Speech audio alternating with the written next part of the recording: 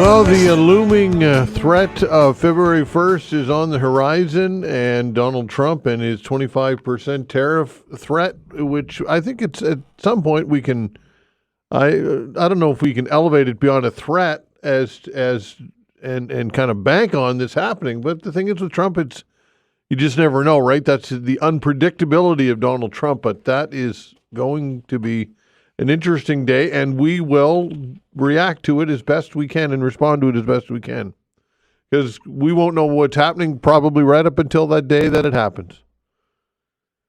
So what we're going to do is, I'm looking at the calendar here, and flip it over to February 1st. Let's see, that's a Saturday. Yes, it is. It's a Saturday. All right. So on Monday, our Monday show, we will respond to all of this. And we will. No, we're not sure who will be guests yet. Economists, no doubt. We'll talk to politicians. We'll talk to business leaders. We will respond as best we can, because there's going to be a story either way, whether they come or they don't. That's the story, right? Probably what he'll do. I'm going to make a prediction. Probably what Donald Trump will do is he'll waffle on the day. And he'll change the date again. He'll move it down the road a little further. He'll go, oh, you know what? I don't think February 1st. I'm thinking maybe February 15th or whatever. He'll waffle on it. That's my prediction, just to kind of keep us guessing and keep us on edge. That's kind of his modus operandi. Anyway, we will respond as best we can. And something that you can talk about when we open the phone lines in about an hour's time. How concerned are you about this? Because I think that we need to be extremely concerned. It's unfortunate that this is kind of derailing the narrative right now and potentially derailing our economy, but we have to play the hand that's been dealt to us. This has, of course, led to another broader conversation about natural resources and developing our natural resources here in Nova Scotia, with the Premier of the province writing a letter and taking out a full-page ad in the Chronicle Herald on Saturday. The letter detailed that it's time to move forward with a lot of these projects that we've had on the shelf for far too long. And as he described them, special interests, and I would attach special interest groups to that. But he suggests that special interests have had far too much say and sway over policy here in Nova Scotia. And says that, look, these are troubled times, and we know what's happening in the United States, and we need to diversify our economy. We are heavily reliant, of course, on federal transfer payments through the equalization formula, and it's the Premier basically admonishing us to change our ways and to develop our resources, and it's time to do so. So these are some things that I'll ask you about when we open the phone lines, as mentioned, in about an hour's time. I'd like to thank Vanessa Veinotte on the other side of the glass at the control boards, doing a fine job as always. All right, joining me for a chat, Sean Kirby, the Executive Director of the Mining Association of Nova Scotia. Sean, thanks for joining the show. We appreciate it. Good morning, Todd. Thanks for having me on. All right. So, what was your response to the letter, to the advertisement taken out by the Premier of the province? Well, look, we were very pleased to see the Premier's words last week. I think, you raised a lot of really important issues. We face a lot of challenges in this province. I'm not going to run through them because I think we're all well aware of them. But, the key to so many of them is growing our economy, creating more jobs and economic opportunity for Nova Scotians, generating more government revenues to help pay for programs like health and education. I mean, these are the challenges that we face these days. And there's no question that resource industries, including ours, mining and quarrying, have been the backbone of Nova Scotia's economy and indeed Canada's economy throughout history, and we are still today. So it's really exciting for us to see the Premier acknowledge that, to see that industries like ours have so much potential to help the province grow and to create jobs and government revenues that we so desperately need. And we're up to that challenge. We employ in this province over 3,000 people in our industry, mostly in rural areas. We're the highest paying resource industry in Nova Scotia. Our average total compensation is $102,000 per year. And so we're a large and important industry in this province and thrilled to be able to contribute as much as we do. But we also know that we have far more potential than that. We can do so much more for the province. And so with real government partnership, I think there's just a huge amount that can be done to help grow our industry and grow the province's economy. Oh, okay. And in the global mining industry these days, the hottest thing is what's called critical minerals. And those are minerals that are particularly important in the fight against climate change and helping achieve climate goals. Things like lithium and copper, which I think we've all been hearing a lot about the last few years. Nova Scotia has mined many of these minerals in the past. We have tremendous potential to mine more of them in future. And so it's really important that we work with the government to try to realize that potential and to take advantage of it. According to the International Energy Agency, the world needs about 6 times more minerals in order to achieve climate goals than what we have put into clean energy these days. That is an incredible challenge to scale up mining around the world to that extent, to provide all the minerals needed for things like wind turbines and solar panels and electric vehicles. And experts around the world have predicted that we face critical mineral shortages because of it, because it's just such a huge challenge for the industry. But Nova Scotia has the potential to help. We can do, a lot to help with that challenge and to contribute to it, and at the same time be creating jobs for Nova Scotians and the government revenues that help pay for programs like health and education. So, kudos to the Premier for raising this, for understanding the importance of our industry and other resource industries, and we're absolutely up for working with the government to make all this happen. Do you agree that special interests have had too much sway over public opinion and public policy?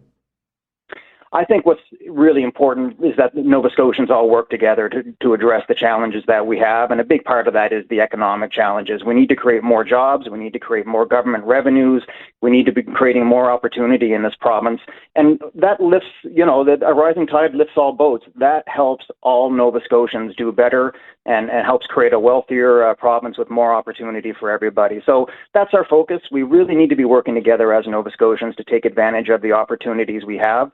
My focus as, the executive director of the Mining Association is the mining and quarrying industry. But look, I'm thrilled to see jobs created in any industry in this province.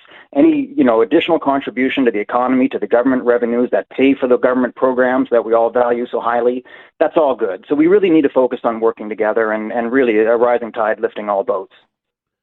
Okay, so again, I don't want to be repetitive here, but do you have concerns that this will be history repeating itself? We'll kind of get some momentum, some wind in the sails with this, and special interest groups or however you want to categorize them or describe them will end up commandeering the conversation and the narrative and therefore stymie this progress? I really think it's important that we keep in mind that most Nova Scotians do understand that we need resource industries like mining and quarrying. We did polling last year which showed that 65% of Nova Scotians support mining critical minerals in the province and only 16% oppose it. 67% of Nova Scotians recognize that mining and quarrying is a really important part of the provincial economy, especially the rural economy, because that's where most of our jobs are based, and the rural areas, of course, need economic opportunity these days.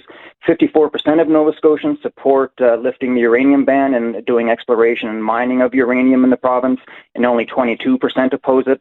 I mean, when you get right down to it, Nova Scotians understand that resource industries have always been the backbone of our provincial economy, that we provide the materials that contribute to everything in our daily lives, and that it is one of the ways in which we can grow the province and help create the jobs, help generate the government revenues that we need for things like health and education. So I think there's a lot more unanimity out there among Nova Scotians than maybe it's sometimes portrayed in the media. The reality is people understand that we need to be working together to grow the economy and to create more opportunity for Nova Scotians. All right. So what are some of the downsides, I guess, to this type of mining? What's your uranium mine look like? Are there tailings ponds? Like what are the issues here? Well, first of all, you're describing it as issues and problems, and it's not. It's a potential opportunity for the province. The reality is that back in the late 70s and early 80s, there was a boom in uranium exploration in Nova Scotia. Tens of millions of dollars were spent. Occurrences of uranium were discovered all over the province. And we were just at the very, very beginning of what might have been a terrific opportunity for the province when, unfortunately, a politically motivated moratorium was put in place in the middle of the 1981 provincial election campaign. It was not based on science. It was based on fears and misconceptions and politics. And unfortunately, that moratorium has remained in place for over 4 decades. And so where we were suddenly finding that we had, potential for uranium and potential to create jobs and to provide a material that is so important in the world, we were prevented from continuing to pursue that. And, today, uranium has a wide range of uses that I suspect most people aren't fully aware of. But the most probably well-known, and the one in some ways that is the most important, is that it is the key nuclear fuel. And as part of trying to achieve climate goals, countries like Canada have committed to tripling nuclear power in the next couple of decades. Because nuclear energy is emissions-free, it provides vast quantities of baseload power, and it is key, according to most experts around the world, in achieving climate goals. We have the potential as a province to contribute to global supply of uranium. The world needs, a huge increase in the amount of uranium that is available to it at this point in order to triple the amount of nuclear-powered electricity generation. And Nova Scotia can potentially contribute to that. So, yeah, we've argued for years that the province should be lifting the uranium ban, that it never made sense. It never had a scientific foundation, and it was based on misconceptions and politics. But if, the province will lift the ban, it'll allow us to do additional exploration to see whether or not we have economically viable uranium deposits in this province, because in truth, we don't know. We've been prevented for the last 40-plus years from doing that research. And so we look forward to being able to do that if the province does indeed follow through and lifts the uranium ban.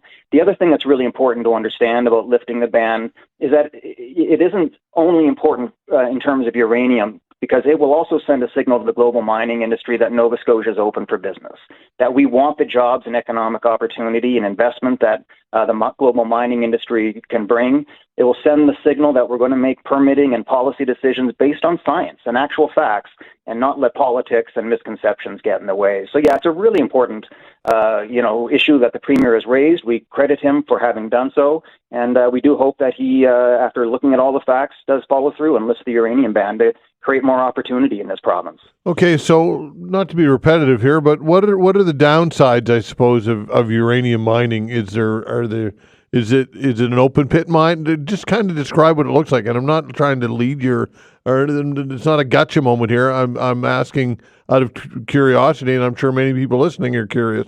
What goes into uranium mining? How invasive is it? How broad is it? What are the challenges with it?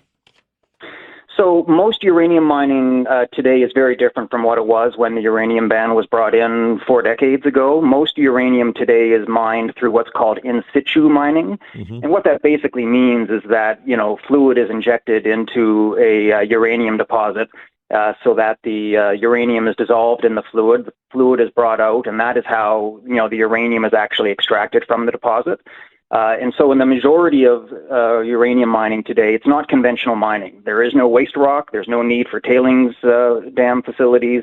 It's done through in situ mining. And that, again, is a huge, huge change in technology and approach from what existed at the time of the original uranium ban. But, we have to have the opportunity to do the exploration of our uranium deposits to see whether they would be appropriate for in situ mining, like most uranium is mined these days in that fashion. And so we just need the opportunity to do that. And look, there's no guarantee that if we lift the uranium ban that there will ever be a uranium mine in this province. We've been prevented from doing the exploration for 40 years. So the important thing is lift the ban, let us do the exploration to see whether we have economically viable deposits here, and send the signal to the global mining industry that Nova Scotia is a good jurisdiction in which to work. But yeah, there are a lot of misconceptions about uranium mining. People would not be aware in most cases that it has changed so much over the past few decades. But today it's a very, non-invasive, environmentally friendly and responsible process that does not, in most cases, generate waste rock or require tailings facilities. So it's a very exciting, high-tech, science-based area of our industry that, we would like to have the opportunity to get back into. Would you say the same is applicable to lithium as well? Some parallels? Well, it is, yeah. I mean, there are two ways lithium is extracted around the world. One is through sort of, again, extracting it from brine, and the second is actual hard rock mining. It really just depends on the nature of the deposit, what is the best and most appropriate way to do it. But again, Nova Scotia has very significant lithium potential. We have a couple of exploration projects that are really coming along quickly, and it's very exciting. I mean, of all the critical minerals that the world needs, lithium is right up there as one of the most essential in trying to achieve climate goals. Because again, lithium, as we've all heard so much in recent years, of course, is used in lithium-ion batteries that power electric vehicles, and also, by the way, your phone and laptop and anything else with a lithium-ion battery. So, yeah, what the world needs huge new quantities of lithium mined. The International Energy Agency has estimated that the world needs about 50 new lithium mines, 50, in order to achieve climate goals. So there's just tremendous demand for minerals like lithium and uranium and copper. And we have potential for all these things, which not only means that we can be contributing to the global supply when there is so much concern about climate goals falling short because there just won't be enough minerals to build all the products that are needed, but also it's an incredible economic opportunity for a jurisdiction like Nova Scotia that has the potential to provide these materials. We can create a lot more jobs, a lot more wealth and opportunity for Nova Scotians, and be contributing to the government revenues that pay for programs like health and education. And finally, shale extraction, shale gas. What are your thoughts on potentially lifting the moratorium on shale on fracking? Yeah, so fracking is a different industry from us. We're mining and quarrying, and fracking is oil and gas. So I mean, it's not our expertise, and I don't have any particular comment on it, except that I think the Premier said something really important last week when he said that, outright bans on industries are lazy public policy, and we need to have mature discussion about these things. So we have no position on fracking. It's just not our industry, and I leave it to others who are more up to speed on it than we are. But again, I just think the importance of having, as the Premier said, a new mindset, a willingness to have mature discussions about these issues and look at what our opportunities are and take advantage of the opportunities, while absolutely holding industries to the highest standards, protecting the environment, ensuring worker safety, all of that. There's complete agreement on the importance of holding industries like ours to the highest standards. We fully accept that. We embrace it. But at the same time, we have to be prepared to embrace economic opportunities. It's the only way to build a stronger and better Nova Scotia for Nova Scotians. Okay, Sean, appreciate your time. Thanks so much. Thank you very much. Have a great day. All right, take care. Sean Kirby, the Executive Director of the Mining Association of Nova Scotia. Nova Scotia's bat population showing signs of recovery after years of decline. Bob Bancroft when we come back.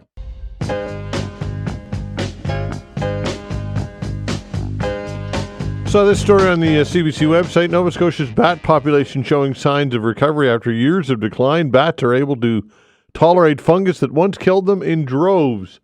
Bob Bancroft is a retired wildlife biologist, regular on the show. Bob, hello. Thanks for doing this today.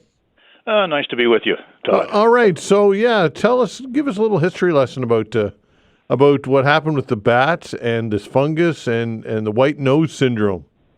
Well, somebody from Europe who'd been in bat caves back in around 2010 or so, visited the cave in France or Germany, one of those countries, and got some of this fungus on their feet apparently, and then took the boots over and wound up in New York State in a cave looking at bats and spread the fungus.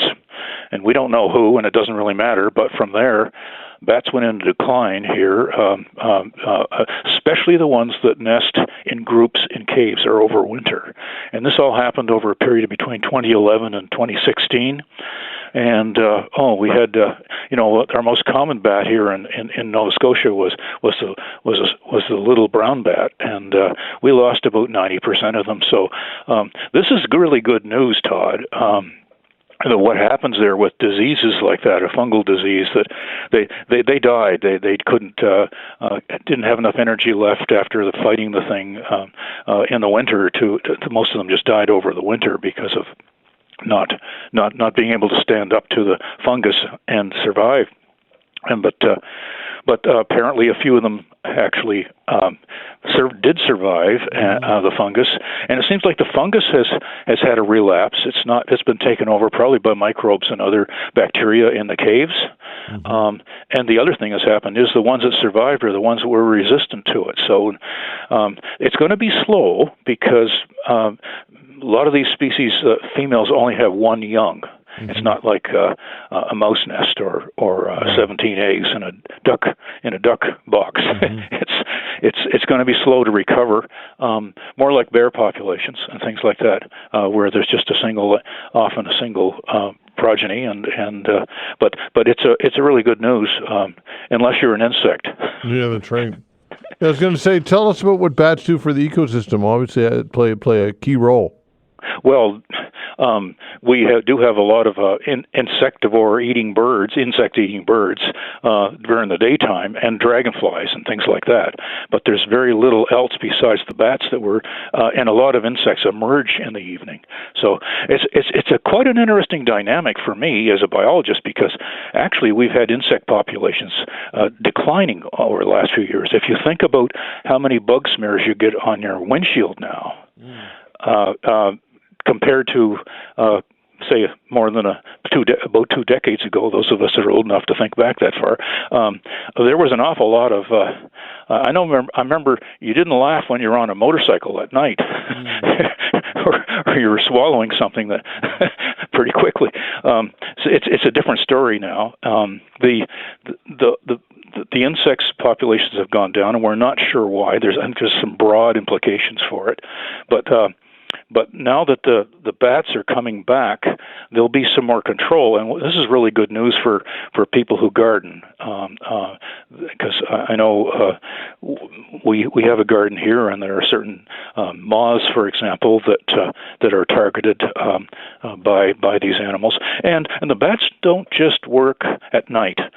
If you get a rainy, a wet night, windy, they're going to hole up in trees or under the bark or wherever they can, and come out in broad daylight, and we've certainly witnessed that around here.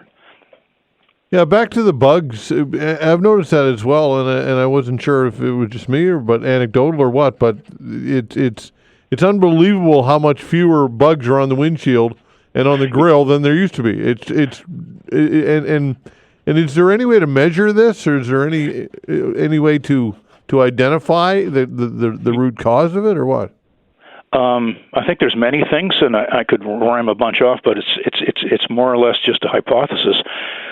We've certainly used a lot of pesticides in the past, and now farmers, with a little luck, are going to be able to use less pesticides. Mm-hmm. And of course, they kill insects. There was an estimate that it's been documented that one bat can consume as many as 1,000 insects in an hour. Wow. So, that's assuming the insects are up there, and there's been some. I think there was an annual amount of insects by bats that was calculated many years ago, that it was 60 metric tons of insects that they consumed. I'm not sure what the land area was, but man, oh man, they're a major control for. There are beneficial bugs, but a lot of these insects that they eat may have some influence on crops. So I think we've changed the world in our lifetimes, Todd. Yeah. And some of it hasn't favored a lot of wildlife species, and it seems like the bug situation, draining swamps, draining wetlands, that's one of the worst things that people are doing. It's there used to be all kinds of these, and I remember going for a walk in Halifax in one of the, I think it was Fairview, and the gentleman who I was walking with was with the museum, and he actually said we were walking across a former lake that had been filled in to build houses. Wow.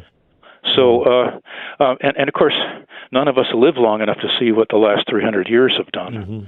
But the good thing here is we can reverse this, or we can be more careful about what we do, and I'm really pleased to see that the little brown bats and the northern long-eared bats and I guess they call them tricolor now, but there's an eastern pipistrelle bat that live. I've seen them when you find trees that are old enough to have holes in them and whatnot. They'll be in those sort of things. So we also have hoary bats. They're big, but they're migrators.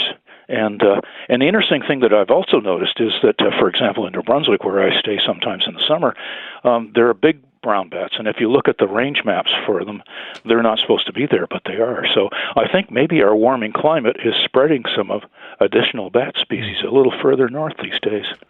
Always fascinating, Bob. Thanks so much. Appreciate your time, of course. Thank you. All right, take care. Day. You as well. Bob Bancroft, retired wildlife biologist. When we come back and chat with the Energy Minister, Trevor Boudreau, we'll be back.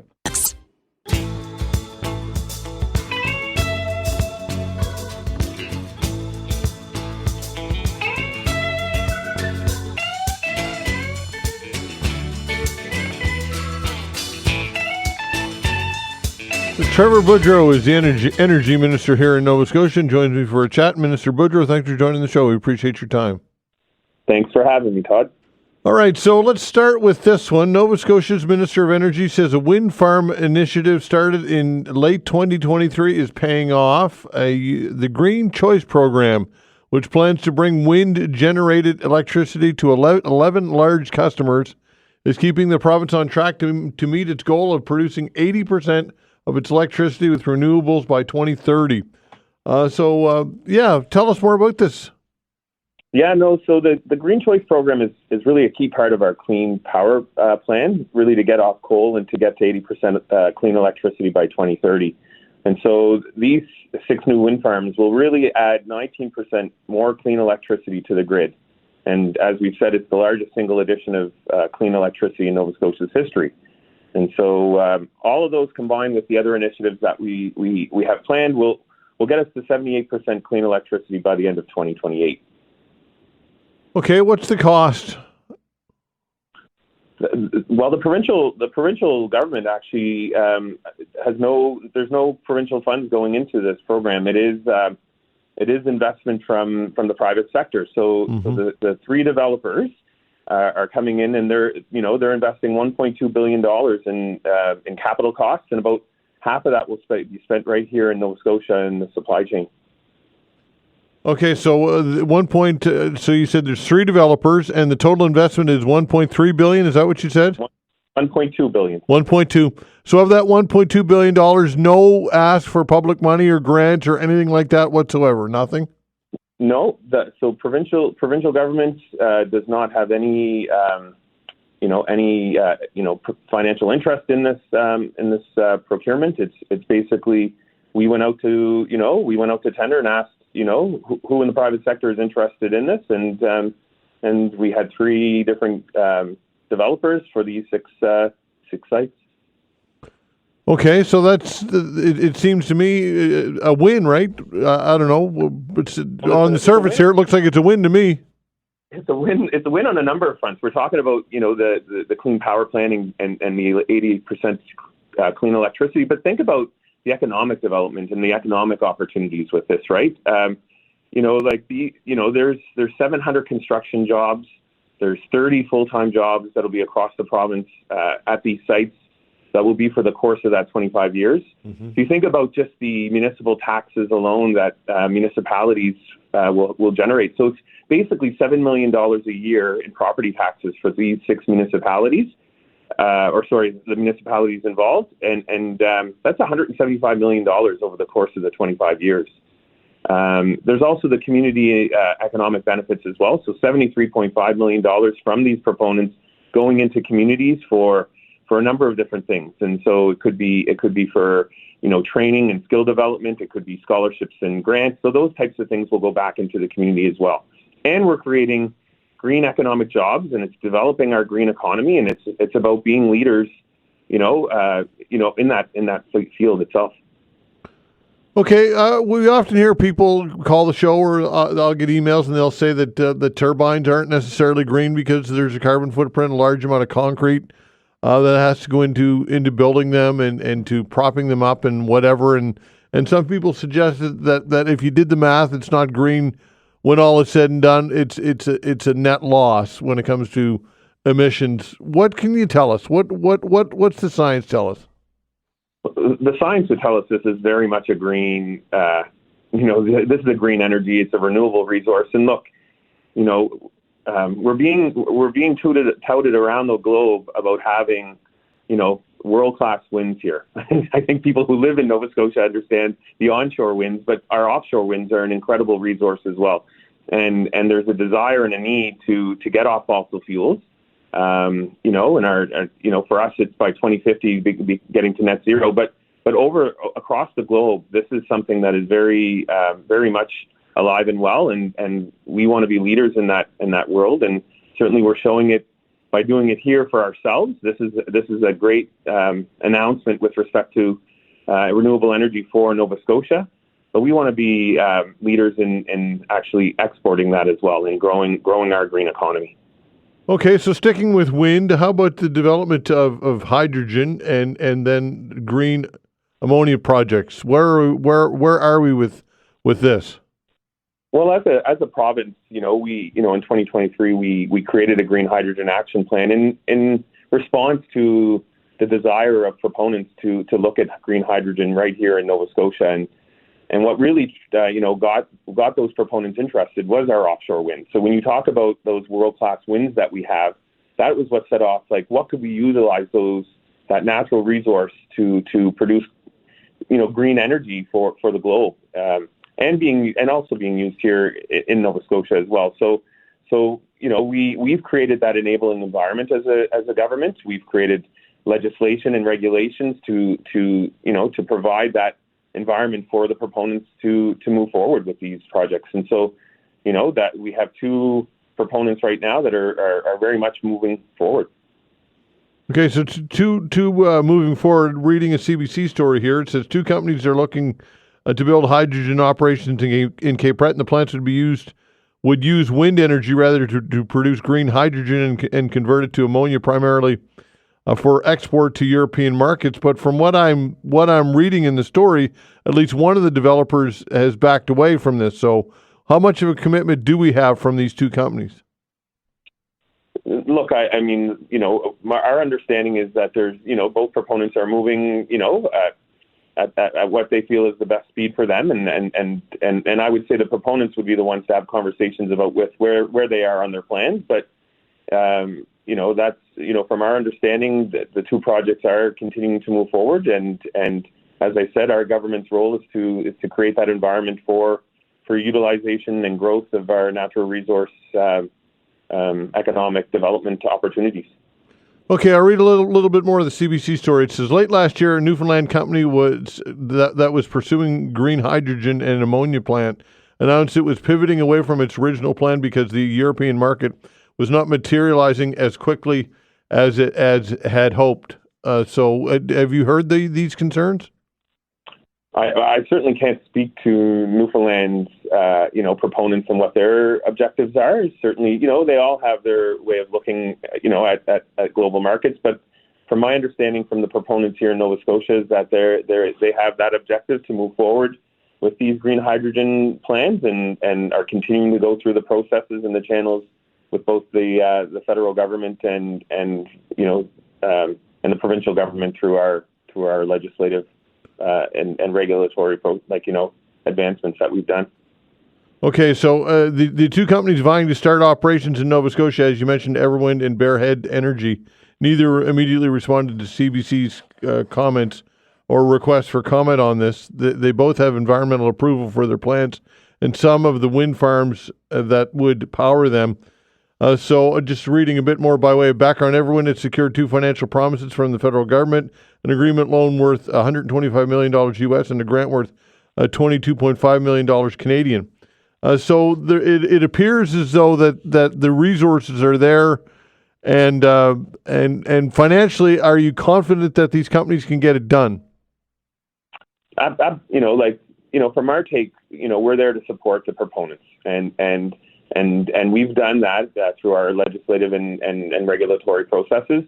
We're eager to work with all interested developers in terms of looking at what are the opportunities for our natural resources, both to utilize here and to export to our partners across the globe. This is a great opportunity for us to look at our resources. I think the Premier's been clear. This is part of our objective moving forward is to make ourselves self-reliant, but also to really develop the economic benefits that can come with that, right? Nova Scotians deserve that. We deserve to have that opportunity to create that enabling environment to bring our young people home and to grow our economy. Okay, NDP leader Claudia Chender said the province should not be focusing on exporting renewable energy while Nova Scotia is still using coal and other greenhouse gas emitting fuels to meet its own energy needs. And we kind of addressed this when we open up the conversation concerning wind energy and where we're at with supplying the grid with turbines. So what's your response to Claudia Chender? What I would say is we have the capacity and the ability to do both. I think yesterday's announcement shows that we are on target to reach our goals and to get to that 80% renewable with what we have on the go right now and what we're discussing. What an opportunity for us to actually utilize that resource while we're doing that to also provide economic development opportunities and export. Like, we can do both at the same time, and we're doing just that. Okay, are there any wind projects or in the offing that you feel might not get approved, or what's the pattern been when it comes to asking for approvals wind projects for a variety of reasons, whether it be to supply our own power to our own grid or to develop hydrogen projects? Is the precedent generally yes at this point? Look, we continue to move forward and really we're continuing to work with all proponents and what I would say is we've developed relationships with these developers. Mm-hmm. We have understandings of how to move forward, and we're going to continue to work with them to the best of our ability. Everybody's going through the same processes and the environmental assessments, the permitting processes, and they all have to go through those. Mm-hmm. And we understand that, sometimes there's challenges, but we look at everything as an opportunity, and we'll continue to move forward to the best of our ability to get these projects where they need to go. Well, I guess what I'm getting at is that you can look at something as an opportunity, but if you're looking at it through the lens of simply an opportunity, then perhaps some of the detractors or some of the reasons why it might not or should not be approved or why it might not be a good fit for the province or the environment or whatever might not be considered or get enough weight. And what's your response to that? Our processes are there to ensure that all of it gets looked at in the holistic approach to developing our natural resources. So there are EAs and permits and requirements of all of our developers. They understand that going in.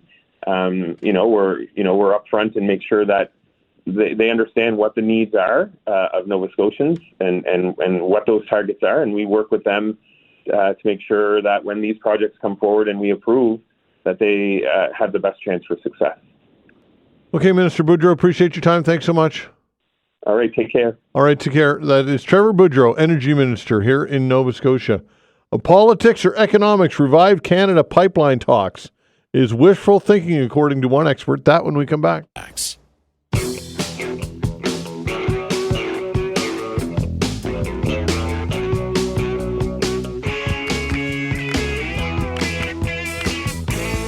I saw this story recently on the Global News website. Politics or economics, revived Canada pipeline talks is wishful thinking. Amy Janzwood joins us to discuss this. McGill University professor, an expert in the politics of energy and the environment. Amy, thanks for joining the show. Thanks, Todd. It's great to be here. All right. So all of a sudden we're talking about pipelines again. It's amazing how things can change, eh? Yeah, absolutely. I didn't think I would be here talking about this today, but it seems to be the latest development in political discourse to bring back pipelines that have long since been canceled.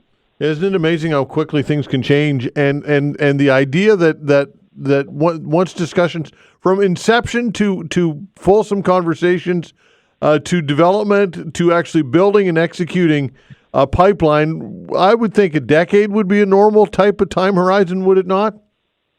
Yeah, you're not far off in terms of the regulatory process to approve and to think about the many different parts of engaging with landholders, Indigenous and First Nations communities and governments to the different steps in the regulatory process. This is a process that takes years. Okay, give us a little history lesson on some of the more high-profile pipelines that were going to happen here in Canada that did not. Sure. So I can speak about Energy East, since that's the one that the Premier has most recently been talking about reviving.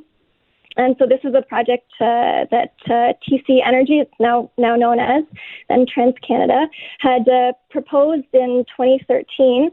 And so this was a 1,500-kilometer pipeline. And so there are lots of challenges in terms of the regulatory process. There was lots of concerns, for example, around the port of Cacouna and the endangerment of beluga whales. There was a long history, especially in Quebec, of resistance, a history of Indigenous land-based movements and environmental activists.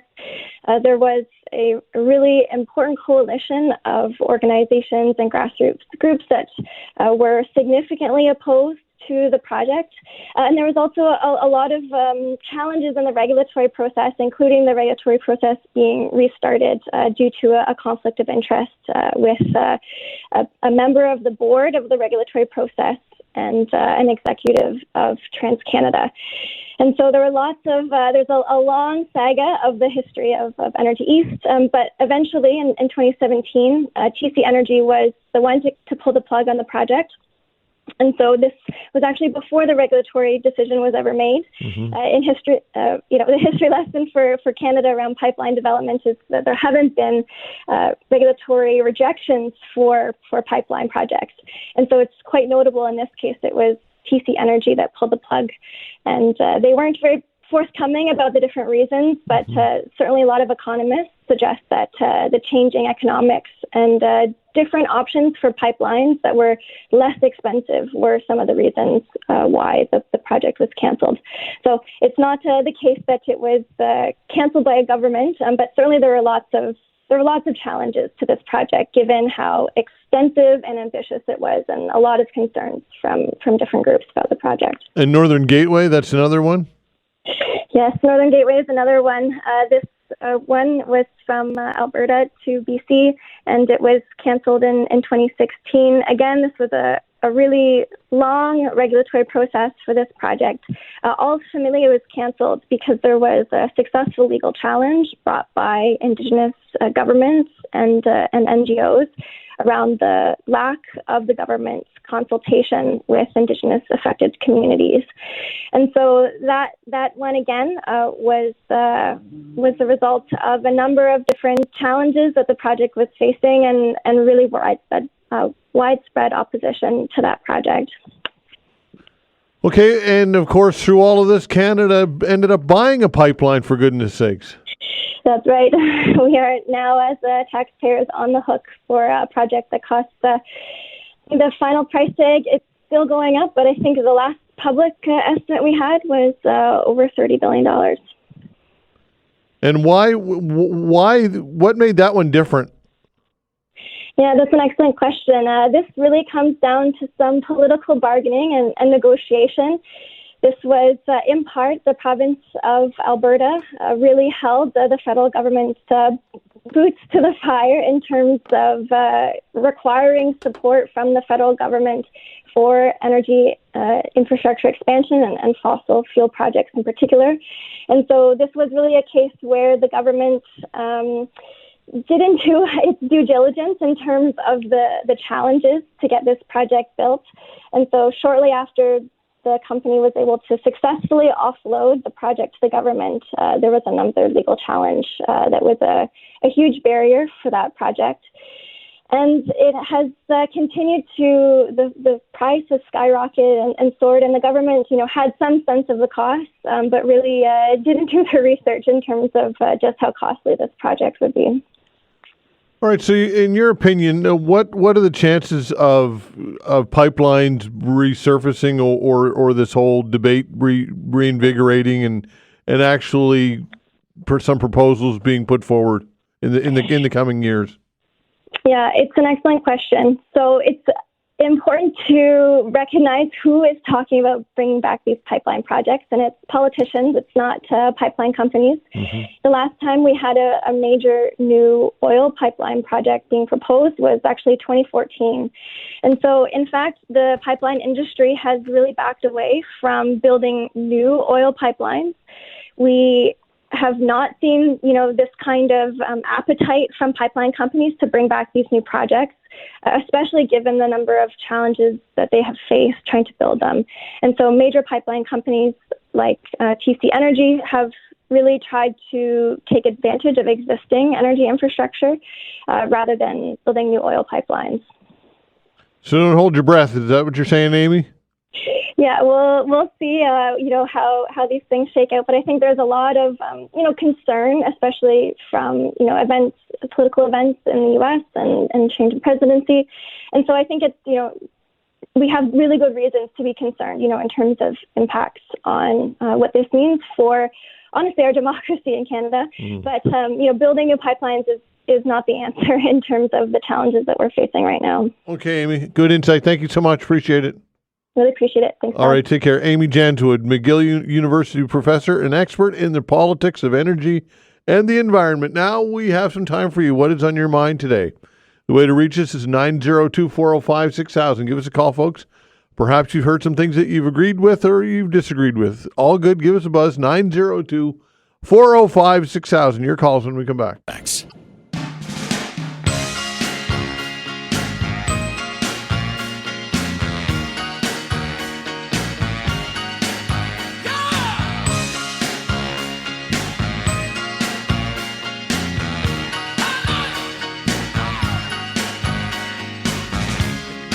All right, taking your calls, 902-405-6000. What would you like to get into today? Again, 902-405-6000. We got open lines for you, folks. Give us a buzz, 902-405-6000. Lots of talk about development of energy projects and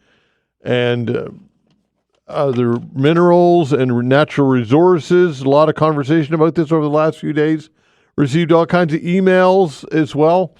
And it's all been sparked by, of course, Donald Trump, who is threatening a 25% tariff on all Canadian imports into the United States.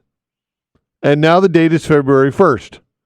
And, of course, we shall see whether that happens or not. But, look, I think we need to take him very seriously at this point. And the question is, what do we do in the short term and the long term? And some are saying in the short term we could respond with a dollar for dollar tariff, and some have said start restricting exports into the United States. That'll hurt Americans, like energy, oil. Not everybody agrees with that, obviously. But the part of the broader conversation that has sparked from this, of course, is our being self-reliant. And in order to be self-reliant as a province and a region, what are some of the things that we need to do or could do? And the Premier has boldly said that developing our natural resources is one of those things. And that includes potentially looking at lifting the moratorium on uranium mining and shale gas and fracking and looking at developing lithium and other types of extraction. The Premier has said, and he said it in a full-page ad in a letter to in the Chronicle Herald, that for far too long we have had special interests, not special interest groups. I've added groups to it, but you get the point. Who have commandeered the narrative for far too long, and have had too much say and sway over policy here in Nova Scotia. And he says it's time to take the no out of Nova Scotia, and it's time to say yes to some of these projects. Now, yesterday I had Raymond Plord on the show with the Ecology Action Center, and he opposed this direction and this tone and stated his case as to why. Today, I chatted with Sean Kirby, the Executive Director of the Mining Association of Nova Scotia, and he says it's a no-brainer, in particular when it comes to things like lithium and uranium. And uranium, which is an essential element when it comes to developing nuclear power. It's critical. It's not only critical, but it's needed. It's a needed component to it. And says that, look, if we're going to truly decarbonize our grid, nuclear is now being recognized as a key component to do that. And in order to do that, you need to have uranium. And we all know what lithium does.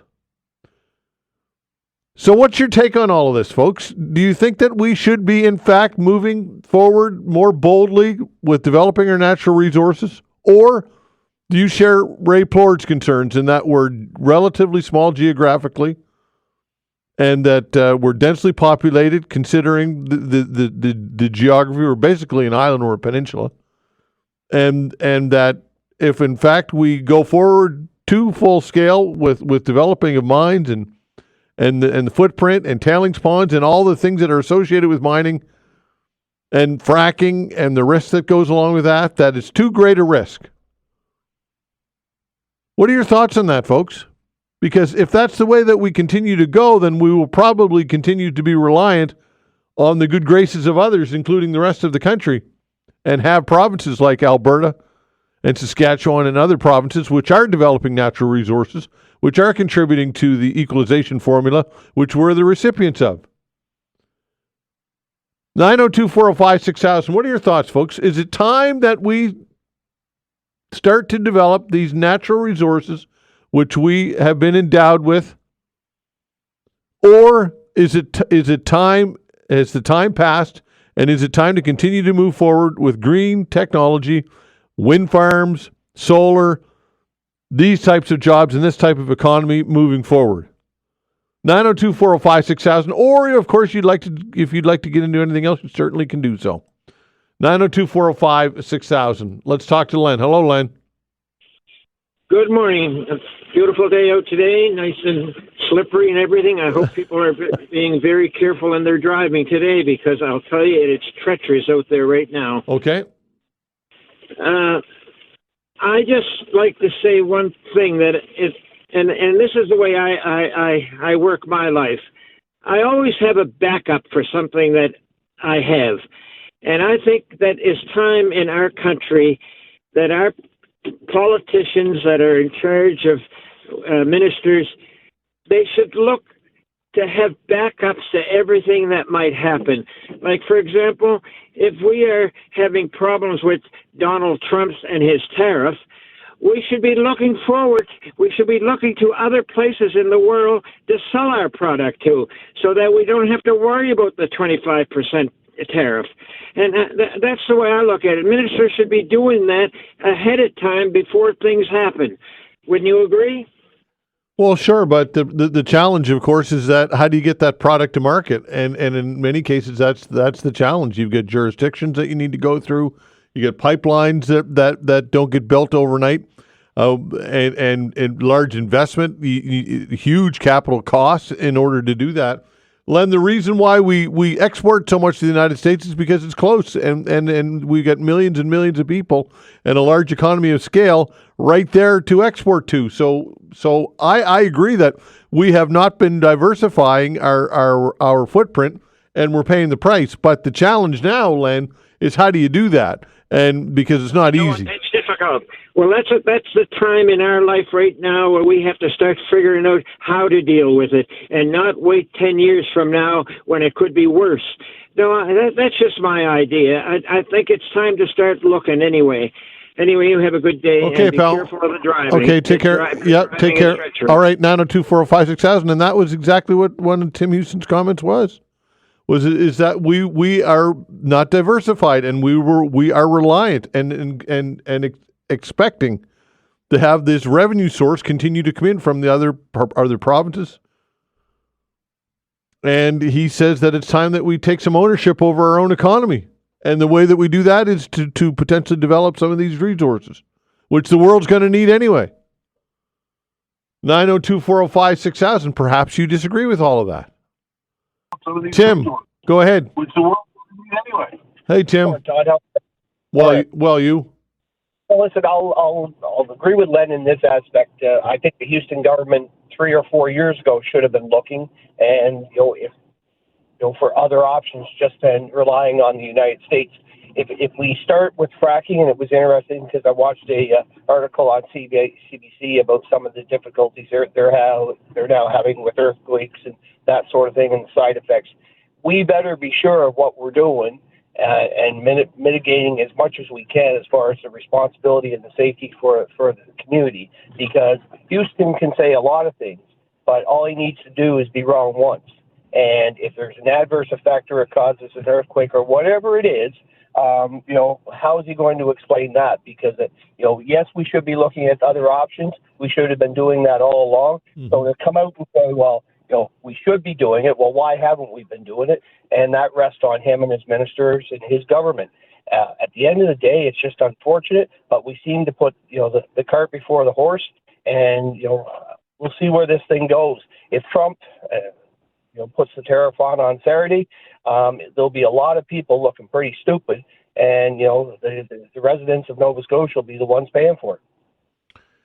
Yeah, but again, you have to look at other governments that have gone by, right? You could go back several versions of governments that have resulted in us being where we are today, right? It's not just Tim Houston.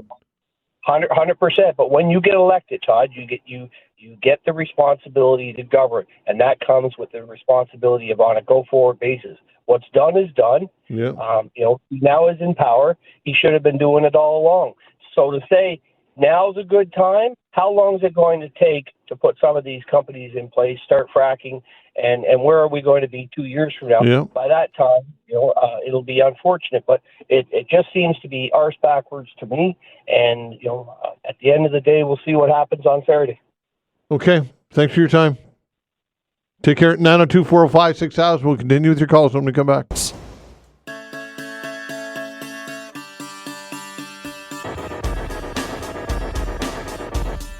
All right, taking your calls, 902-405-6000. That's the way to reach us. Again, 902-405-6000. What would you like to get into today? A lot of talk about development of natural resources here in the province of Nova Scotia. Of course, that's conversation sparked by the Premier, who recently said in a letter and in an advertisement in the Chronicle Herald, and that it's time that we have a solid look at reviving some of these projects, including mining, including lithium, including uranium, including shale gas. And always controversial, but look, his comments are basically, we're going to need to diversify our economy and become more self-reliant and less reliant on things like federal transfers, especially when we look at the global economy and the state of global politics right now with Donald Trump in the White House and the threats of tariffs. So anyway, what's your take on all this, folks? 902-405-6000. That is the way to reach us. Again, 902-405-6000. Kirk, hello. Hey, I just want to say how much I basically agree with your point there. As things are right now in the U.S., we have every reason to believe that the future trade between the United States and Canada is going to become more aggressive. There's absolutely zero reason to not expect. The tariffs are just the beginning, right? Who knows where we're going to be at in terms of next year, in terms of arguing about natural resources. And, Canada, Nova Scotia as a province, being able to rely on other provinces to produce our electricity or generate that pool you're referring to, that's good and all, but, we're not living in 2010 anymore either, right?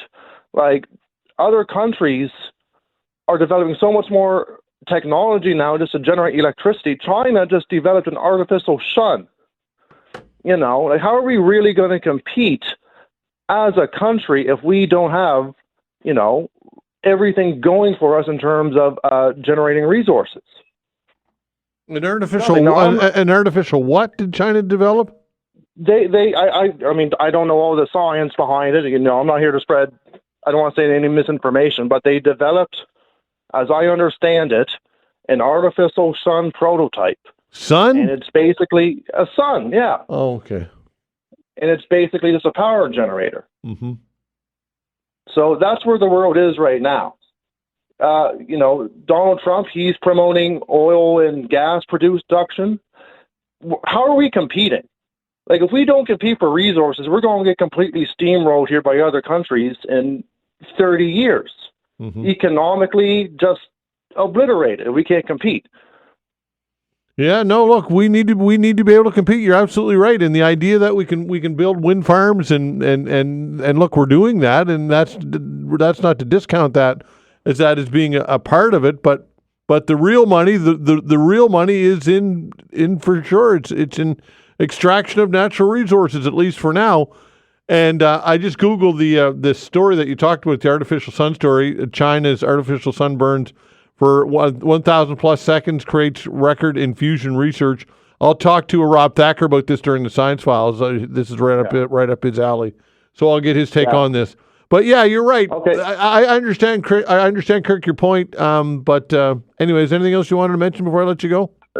No, thank you, sir. You have a great day. Okay, take care. 902-405-6000. That is the way to reach us. Mike, hello. Hi, how are you today? I'm well, you?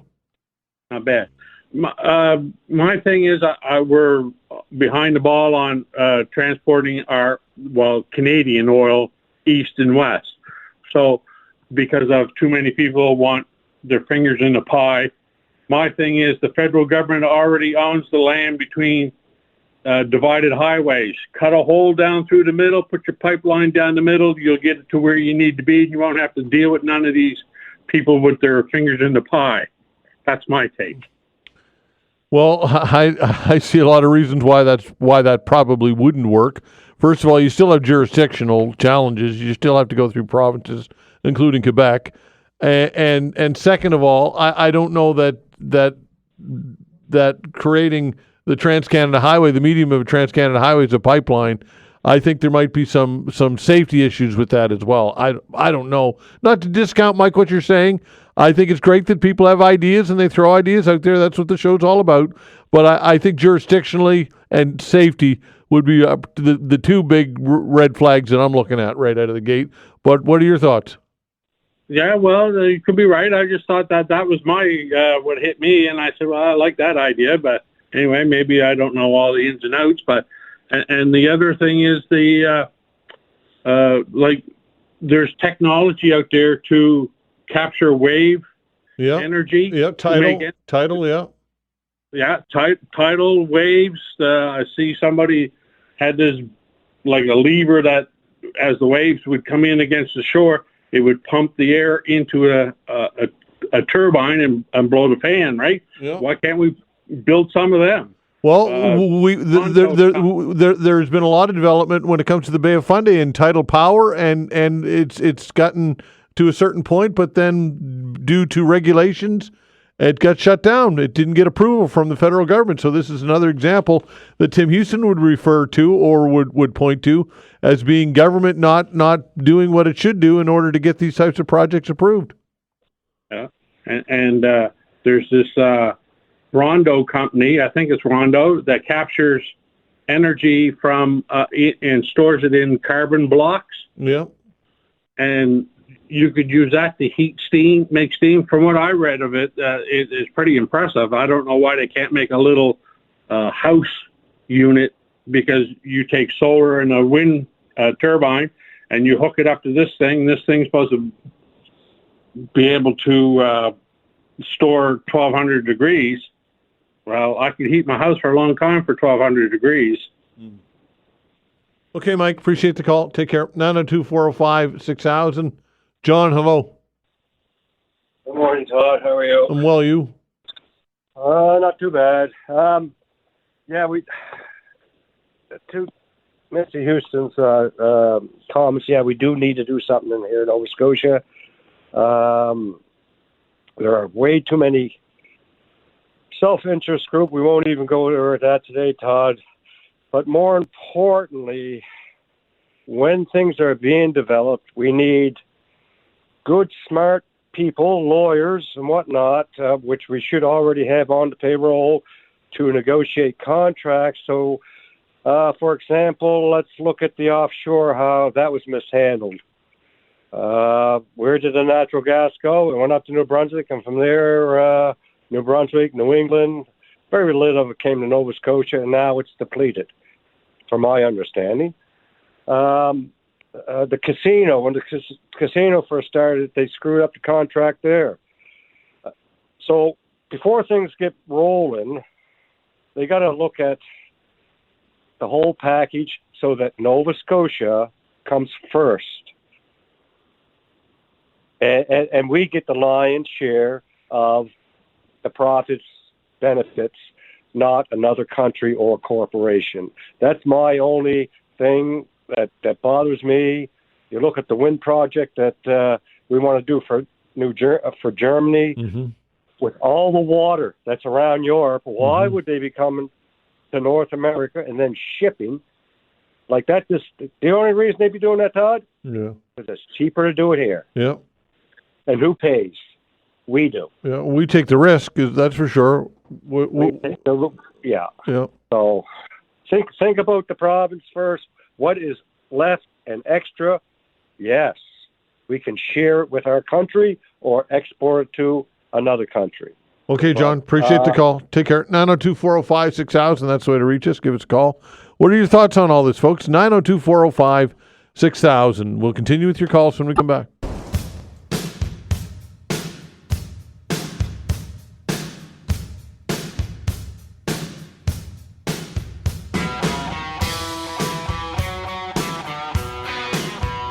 All right, taking your calls, 902-405-6000. That is the way to reach us. Again, 902-405-6000. Let's go back to the phones. Talk to Chris. Hello, Chris. Good morning, Todd. You know, I wish I had $1 for every time someone asks you how you're doing. Me too. I wouldn't have to work. That's right. Look, this is a real complicated situation. I'm fully supportive of Tim Houston's ideas or the letter and stuff. We're only about 20 or 30 years late in that, but having said that, at least there's no better time to start than now, I guess.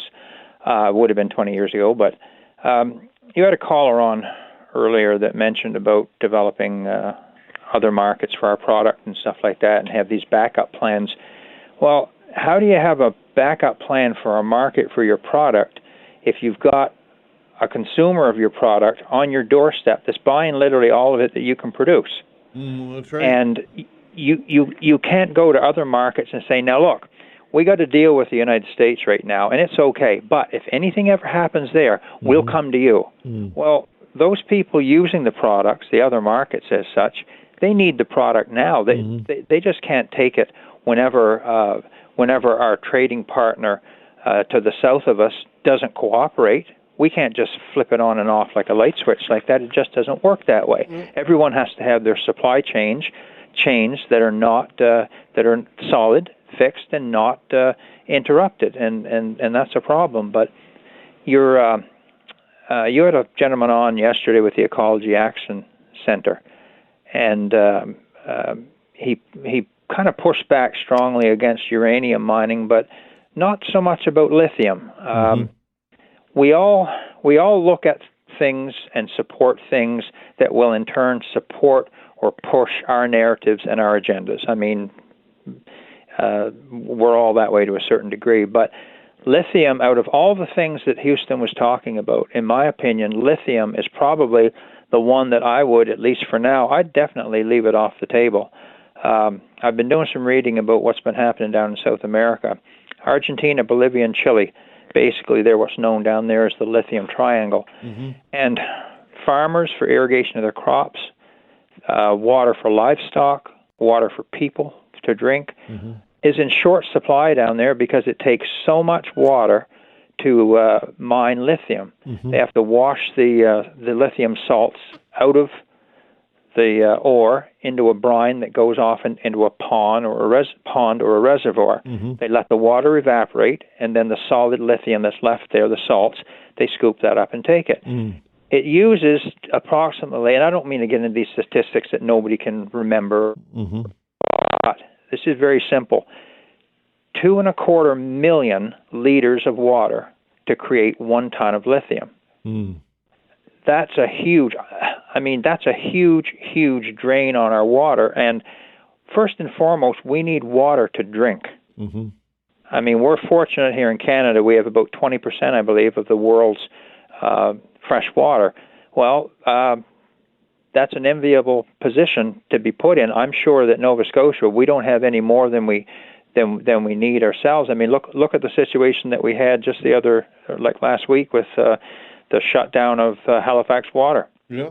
As far as being able to give us good drinkable water. Mm-hmm. I mean, this stuff, once it's used with the lithium, it can't ever be recycled for anything. You can't clean it. You can't. It's just wasted. It's like taking water and just dumping it in the ocean. Yeah.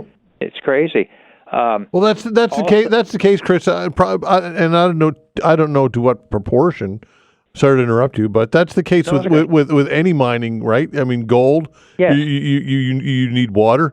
The oil sands. I mean, you need large amounts of water to extract to blast apart the oil sands and to separate it. So it's that's the way it is with all mining projects. You're going to need water is a key component, to my knowledge, anyway. Chris, maybe I'm wrong.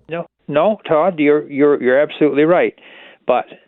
If you Google, and I just did it quickly, which is more harmful on the environment, oil extraction or lithium mining, and two different searches, lithium mining is more dangerous for the environment and harder on the environment, has a greater negative impact than oil extraction. Yeah. So it's fine. I think we should continue along lines that we're used to, and we have technology there, and we have systems set up, oil and gas extraction, gold mining, nickel, all that kind of stuff that we're doing now. Yeah. Going into the newer things like lithium, I know it's not brand new, but the demand supposedly for electric cars is putting a huge demand for lithium, and that's going to increase. Yeah, so it sure is. It sure is. I just don't think we have enough water to go around that we can take a chance right now, at least on adding that to the fray. Well, Chris, I would say this is that we and that's all well and good. That's your opinion, and that's great. That's what the show's all about. But would you agree that somebody's got to take that risk somewhere, because we need lithium, right? We are relying on this. So by us saying not us, we are then transferring that risk to somebody else. Yeah, you're absolutely right. And but in Quebec, for example, they have a huge lithium mine under production there that can probably produce more lithium than North America will ever need. Down in the States, Nevada, Arizona, in that area, they have another huge one.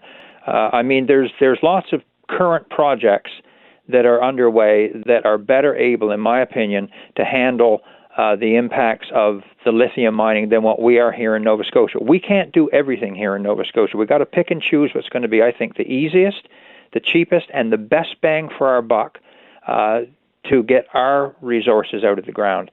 I just want to make one quick comment. People are always saying about oil versus electricity for heating your home and one thing or another.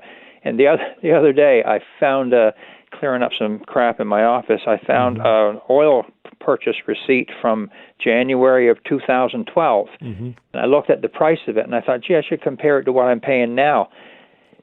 I'm paying right now 4.5% more than I was 13 years ago. It's not bad. It's pretty damn good, I think. Yeah. Check almost anything else. Check your groceries. Check your cable bill, your phone, or your internet bill, your phone bill. Check almost anything you have to buy. And this is a point that I've tried to bring up before a couple of times to people, is that I prefer the oil. I mean, I use it at my home for heating, obviously, but it's too expensive for me to change that. But oil, it goes up and down all the time. So if you're in a period of peak demand, you might pay a little bit more. When it goes down, you'll pay a little less. Yeah. And it does go up and down all the time, almost daily. Yeah. But your electric bill doesn't. And the new green initiatives and stuff that are coming on stream are not going to produce cheaper electricity. It's going to be more expensive. Chris, I'll say this and then I'll let you go, but I'm in the same boat. I've got a fairly small house, Kelly and I, and it's quite efficient. We get an oil furnace, and you turn that oil on, and man, that house heats up in a hurry. And I damn well know I'd bet my life on it. If I went and spent $35,000 or $40,000 on a unit to replace it, we'd be freezing and thinking and cursing and wishing to God that we kept our oil. I know that would be the way it would be. I know it would. Todd, you're absolutely right. I was in someone's home the other week, and I went in, and she had her winter jacket on. Yeah. and they've got heat pumps. And I said, well, she said it was one of the colder days. It was like -12 or -13 or 14 in the evening, and that's not super cold. That's cold, but it's not super cold. And I mean, it takes more energy to create hydrogen than what this volume of hydrogen you've just created can give back. Yeah. So I mean, okay, things Chris, have got to change. I know. Thanks for the call, pal. Todd, thank you very much. All right, take care. 902-405-6000. Steve, hello. Hello, sir. Hi there. My comment is I haven't seen the Premier's ad in the paper, but I was just wondering how long. I mean, the memory that I have, I'm in my mid-70s, so I've been around for a while. I remember when our premiers years ago, before they started the offshore, said that they were going to turn Nova Scotia into a have province and instead of a not have province. But yet, for all the development that was out on the banks out here, it never materialized. So I was just wondering where all the money went. As far as I know, over the years, I've spoken to many people that have worked on the offshore, on the oil rigs. And they say that there is many, many wells out there that have been capped, that all you had to do is put a production platform out there and extract the oil there. So maybe I am wrong in my estimation of what was going on, but it just seems like it's being recycled every 25 or 50 years. Is it the same sales pitch we're getting now as it was years ago? I was just wondering if people have a memory that's short. So the previous caller, I heard him, and he was talking about the gas, and he was kind of echoing what I was thinking about where did the money go. So maybe if we are going to do more projects in the future, maybe we should get a better return. As far as I know, the last figure, I think, the last royalty from the gas was amounted to $440,000, if my memory is correct. And that is really not that much money. It really is nothing, as opposed to where they have Hibernia. And from what I heard on there, they were going to get in a year, I think it was $1.5 billion, which would be worth it, in the end. And I guess that's it for my comment. Okay, Steve. Thanks for the call. Appreciate it. Take care. 902-405-6000. Give us a buzz, folks. We'll get some open lines for you. Get some time for you as well. 902-405-6000. We'll continue with your calls when we come back.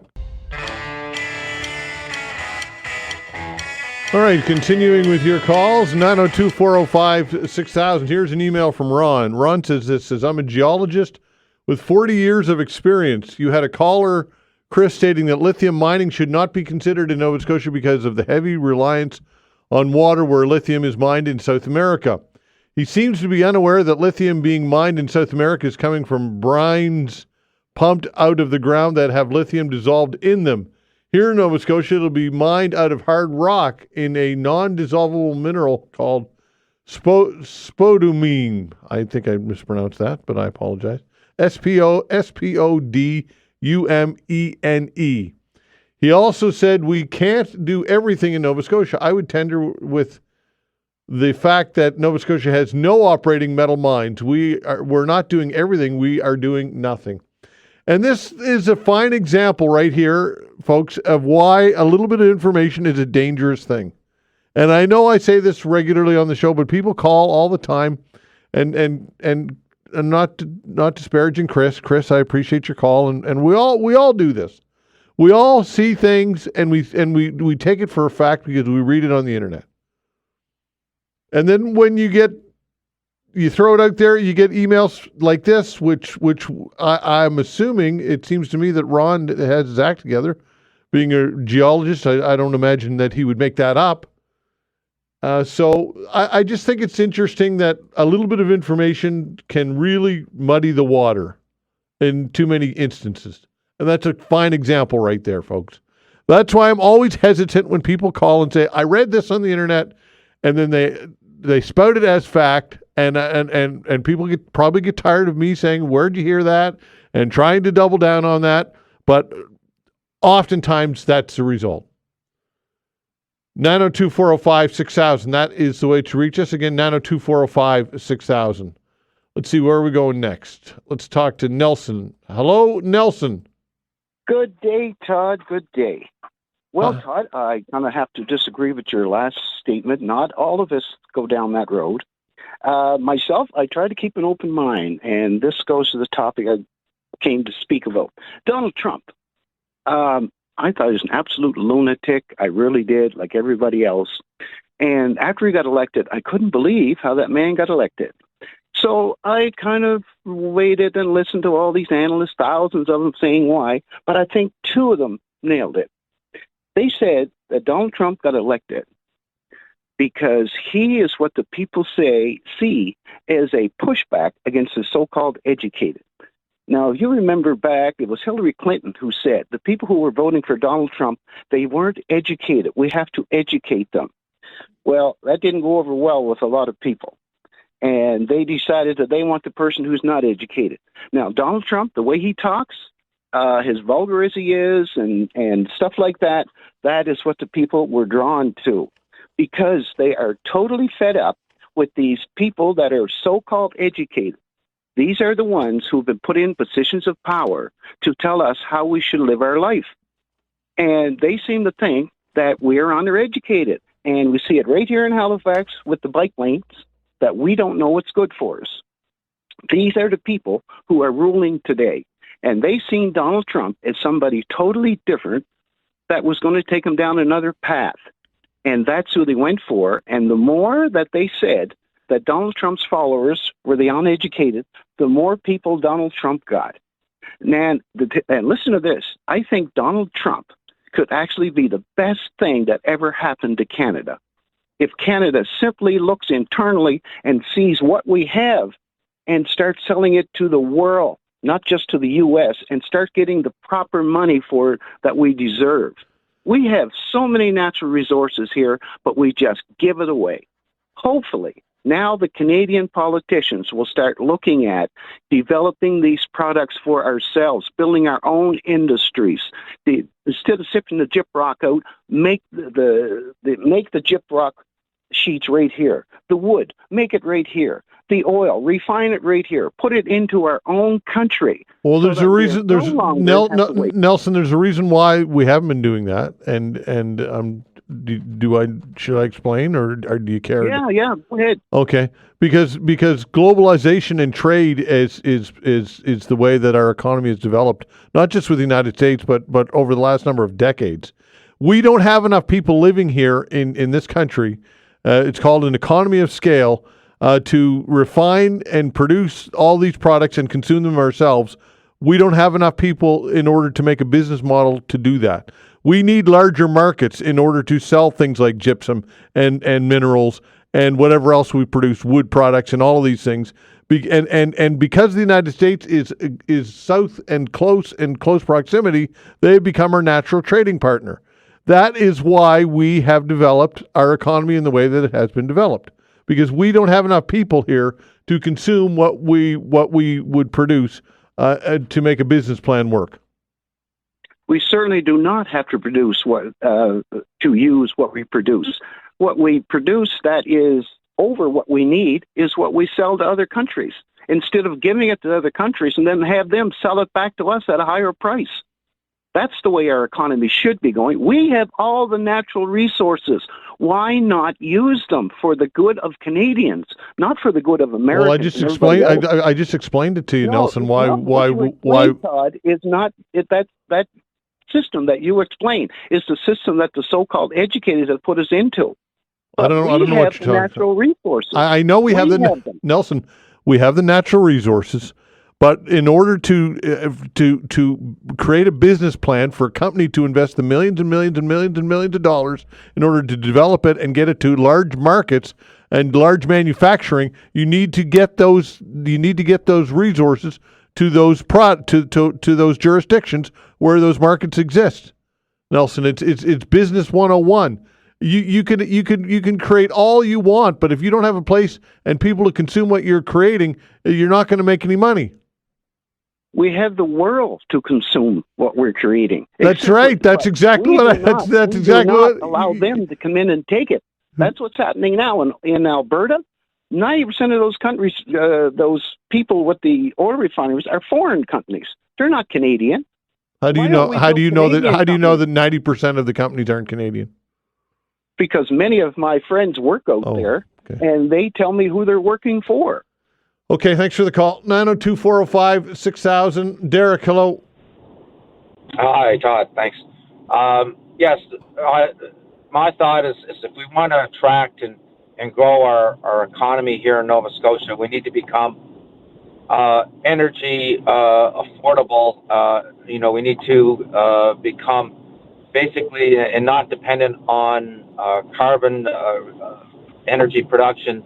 I'm wondering why we don't. At one point in Canada, we were a leader in nuclear energy. There's parts of the world that are developing these SMR, small nuclear reactors. Sweden's developing them. U.S. is in development of a couple of different designs. It's just curious as to, nuclear capabilities would give us, it's carbon neutral, allows for cheap energy, which will allow us to attract industry to Nova Scotia because you have affordable an affordable energy program in the province. Just wonder if you'd ask the science guy on that issue about SMRs for the province of Nova Scotia. Okay, you're talking modular reactors, right? Yep. Okay, yeah. I'll ask Rob about that. Absolutely, I will. Yeah, no, I'm curious to understand whether or not that's something that we should consider, not just for Nova Scotia, but yeah, thanks so much. Okay, thanks for the call. Appreciate it. Caroline, hello. Good morning, Todd. Hi there. Hi. Okay, I know you're strapped for time, so I'll just have two quick points. Sure. The first thing is something positive.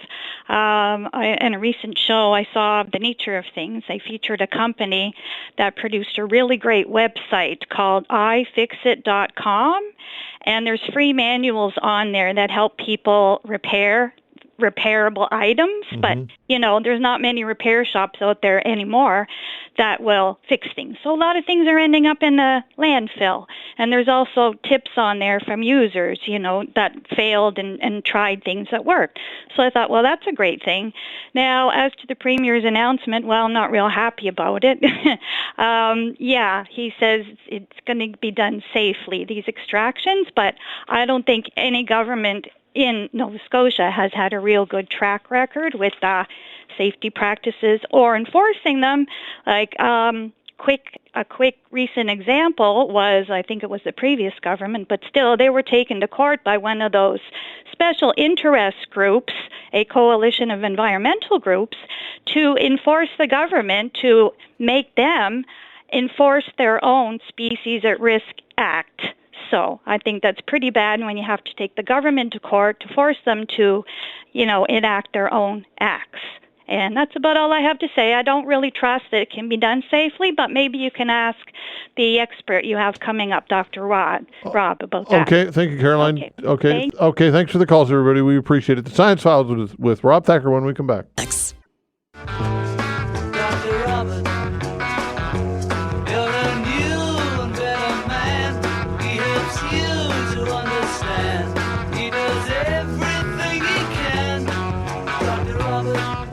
All right, it is the Science Files with Rob Thacker, St. Mary's University, astrophysicist, of course. That's hard to say sometimes. Astrophysicist.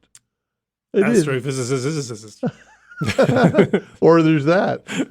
Yeah, astrophysicist. That's right. So the more pints you have, the more. I don't drink a lot of beer now, but yeah, you could say that. I mean, there was I don't know if you had it in Canada. So there used to be in the UK a soft drinks company. I think they were called Corona. And so they would sell you their soft drinks in glass bottles, and they had this big recycling plan, right? So they would come and get their bottles every now and again. But their marketing slogan was, "Have you passed the physical?" Oh, I see. All right. Yeah. So it was all about fizzy. All right. I see. I get it. Very nice. It was cute. It was in the 70s, a long time ago. All right, the 70s. We did a lot of weird things in the 70s. Sure. I don't remember much about the 70s, but that's not because I was high. There you go. There you go. Stephen Tyler said that if you remember the 70s, you didn't live very well in the 70s. All right. It's the Science Files with Rob Thacker. Give us a call if you'd like to chat with Rob, 902-405-6000. Again, 902-405-6000. We've been talking a lot on the show the last couple of days about natural resources and the development of natural resources and lithium and uranium, because the Premier of the province, Tim Houston, has floated the idea saying that it's time to start to have a revisit when it comes to developing natural resources in light of tariffs coming potentially and the state of flux of the global economy. So this has been a lot of the conversation during the open hours and guests as well. Sure. So I thought I would kind of get your take on it first of all, but before I get to that, modular nuclear reactors. Yeah. Are there any of these that have been developed to scale, to your knowledge, that are actually producing commercially power? available? Yes. No. Right. Okay. But there are examples of smaller nuclear reactors that have been used for several decades quite successfully, and those would be the ones that, I don't know, General Electric builds for aircraft carriers and things like that. So it is a technology that's been used, but the flip side of it is those are expensive reactors, right? Obviously, they have to have lots of hardening and so on because they're on a warship. And so there's an awful lot of questions about whether the small modular nuclear reactors can ever be cost effective. Okay, but there's businesses that since the 60s have been touting that they can bring these things to market. It's a classic situation where economies of scale are the argument, right? But what we need to remember is economies of scale have been the argument for nuclear power for a long time, right? So with the big sort of like can-dos, which is a great technology. I mean, I don't think we give the Canadian nuclear industry enough credit for the can-do design, but at the end of the day, it's also extremely expensive, right, to build these big concrete pressurized water reactors and so on. So those things have just, and with the nuclear waste issue, everything has gone out of favor. I mean, they're great for baseload. They're not very good for ramping up and down, though, right? So they have a certain particular niche that they fill, but it's a very expensive technology, right? And now we're seeing certain renewables coming in that are better. I still feel that we're going to see renewables keep going down in price, but the challenge with renewables is an engineering problem of how we can level out the supply, right? And one of the ways you can do this is having good distribution systems, selling power, moving it around, and so on. But Canada's not very good at building east-west distribution, right? We literally are good at selling it to the south, but you go out west, I mean, that's an issue, and people have been writing about this for a long time, and nothing's changed. Okay, so uranium is a key component and needed to developing nuclear. So the argument is that the anticipation is that there'll be a renaissance of some kind when it comes to nuclear power around the world, because we've seen what's happened with as it's been taken away and countries have recoiled a bit on that. Do you feel as though that this is an opportunity to develop uranium here? And apparently we've got a lot of it here in Nova Scotia, and capitalize on this? I think we are going to see, and I know people who don't like nuclear will obviously go out and protest. That's understood. But we are probably going to see a renaissance of nuclear power, right? And I think there's a number of factors that are leading us in that direction. But I don't actually necessarily think that small modular reactors are going to be the things that drive this. I think we're going to see just a situation of upticking of the large nuclear power plants. The other thing that's happening is we have this issue of long-term storage, right? So in Canada, I can't remember whether we've made the final selection on that, but we were down to 2 sites for building long-term storage systems. There are all sorts of questions within that technology, but the thing that I keep coming back to, and the thing that I don't think is arguable, is the fact that a long-term storage bunker, very deep in appropriate bedrock, has to be better for the long-term future than actively managed systems that are on the surface that have all sorts of issues, right? And in many cases, people don't realize that they actually have this thing in their, not their backyard, but in the place they are, right? And so whereas these long-term storage places, everyone knows where they are, right? And so that's very visible, right? that's really quite different from what we have above ground. And all it takes is some kind of significant security incident, some kind of massive flood or something like that, and things go south. And I have real and serious and genuine concerns about the nuclear storage that we have that we're monitoring on a day-to-day basis. I genuinely do think from a safety perspective that these long-term storage solutions are better in the long run. Okay, 902-405-6000. Daryl, hello. Good morning, Todd. It's a pleasure to talk to you today. How you doing? Doing well. I have a couple questions to ask you, please, and thank you for Sure. comment. Yeah. First of all, we have light snow in the South Shore and what we call the Lahave River area. And the first question is about the government's promise to clean up the sludge in the river area along the river banks and down in between the ship's channel. What do you think of that idea? So, I mean, I know that we've had issues with the straight pipes. Are you referring to that? Yes. Yeah, I mean, I would say that is a very important thing to get moving on. I'm being completely frank. I mean, there's a lot of situations in terms of pollution from human waste and so on that's going into the river that really does. I mean, you can say we've been doing it for a long time, but that doesn't mean the ecosystem is healthy, right? Not necessarily. It's not necessarily healthy, but I tell you, they took for the old ships out of the government wharf on the Bridgewater Dock area across from Ship's Landing, and those eyesores and those waste hazards are removed from the South Shore. That's a very good start, I believe, and I was a proponent of that. Yeah, no, I mean, I know Stella Bowles, who's she's won a number of awards, has been sort of pushing on this for a number of years. But I mean, there's more people who are interested in this, obviously, than just her as well. Yeah. And so installing septic systems, I mean, it takes, what was it? It was something like 16 million in funding or so on, or something like that. And so it's going to take time to get it all done, but absolutely, it's worth doing. Thank you very much. And I have one other quick question, please. Regarding, you already talked about the SMUs, the nuclear propulsion. Small modular reactors, SMRs. Yes, you already spoke about that. I have no comment on that other than perhaps it would be the greatest idea to load up a bunch of nukes in Nova Scotia and make it more or less less mobile. Well, I think the situation for Nova Scotia is we need about it's like 1,000 to 1,500 megawatts of power. So if we had a single reactor that was about 750 megawatts, we actually would solve quite a bit of our baseload issues. But I don't necessarily think that that's the only route forward. There are other routes forward. But it's an interesting one. I don't honestly, as I've said, I'm not a huge fan of small modular reactors. I think there are more issues there than people are aware of. This is true. When the CANDO started, it was exported to India and other countries, and they developed the thermonuclear capability, and it passed on to the supply lines, etc. What do you think about Point Lepreau? Is that still active, or has that gone down by the wayside? You mean in New Brunswick? Yes. I think that's still active. Honestly, I haven't checked up for sure. But it's got a lot of maintenance issues, as I understand. I mean, this is the thing that I do keep. I mean, I'm not anti-nuclear. I'm not really a particularly pro-nuclear person, but I do see it as fitting into certain niches, right? But the challenge with it is it's expensive.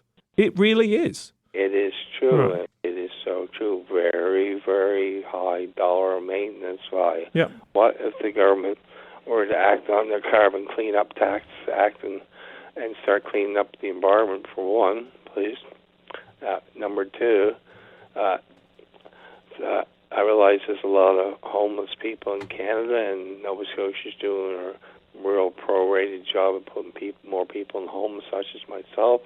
I was born in Bridgewater, moved away for almost 10 years. I'm back in the home, in my hometown. I'm so thankful and grateful to the government and all those responsible for it. Okay, great. Thank you very much for your time. No problem. Yep. Okay, thanks for the call. Take care. 902-405-6000. That's the way to reach us for the Science Files. The Science Files continues when we come back. All right, the Science Files continues with Rob Thacker. Give us a call, 902-405-6000. Again, 902-405-6000. Just like that, if you've got a question for Rob. David, hello. Hi there. Yeah, sort of just looking to maybe digress a bit on the Hubble telescope. I listened to CBC Ideas the other day. They had a broadcast on the privatization of space that was recorded at St. Mary's. I just found the sort of question at the end about the Hubble telescope really interesting because it got me thinking, it's a thing that's getting pretty old and needs to be brought down for safety concerns, but there's not an easy, safe way to do so. And I'm just sort of thinking like the arc of its history. 30, 40 years ago, when we're being amazed by the pictures coming in from this thing, who would have thought about it sort of one day becoming an orbiting derelict that poses a real risk to, killing someone, due to falling debris. But it's also interesting to think, too, like our civilization, like that easily ranks up with, the pyramids or the Parthenon with like one of the great achievements of humankind. And, but it's interesting, the pyramids or the Parthenon are these sort of things that persist for thousands of years, yet something like the Hubble telescope has just such a short life of only 50 years. And it's just so interesting because it's so different, Well, I mean, it's interesting to think about its impact on humanity, right? And so when you think about what it's told us about the nature of the universe, it is a really pretty incredible legacy, right? Yeah. And I mean, I won't say... it's different from something like a pyramid, right? Because a pyramid is a structure that ends up producing historical legacy, but it doesn't necessarily have an impact on knowledge in quite the same way that Hubble has had. That's true, right? But I mean, I don't really think that people in the field have a. This is going to sound sad for perhaps a few people who are very attached to Hubble, but most of us who work in the field think Hubble's done a great job, but it is old.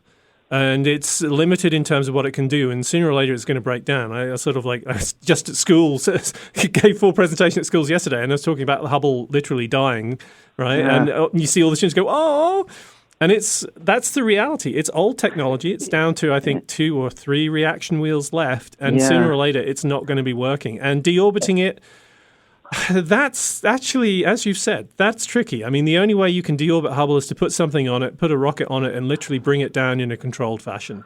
Right. So and I guess like it is, they said something like this. It's the size of a school bus, so it sort of burn up sort of easily and stuff like that. But I guess that's the thing that it's before it dies completely and spins out of control and makes that whole deorbiting thing, much more difficult. Bring it down. But I guess it's sort of like a thing where it's like the thing itself won't last forever, but yet the pictures and the knowledge may last thousands of years and outlast the pyramids themselves, kind of thing. And sort of some of those iconic images, like what is it, the 5 pillars or something like that? Pillars of creation. Yeah, and just like those sort of, that, we sort of, I guess science, we understood about this scope and the scale of the universe and all that kind of thing. But before Hubble telescope, it gave us the pictures to be like, wow, now I get it. I mean, this is how big and amazing the universe is. And to give context, though, David, I mean, Hubble, it's an old telescope. Right? It really is. And you compare it to what James Webb is literally at a different wavelength, though, so the two aren't necessarily comparable.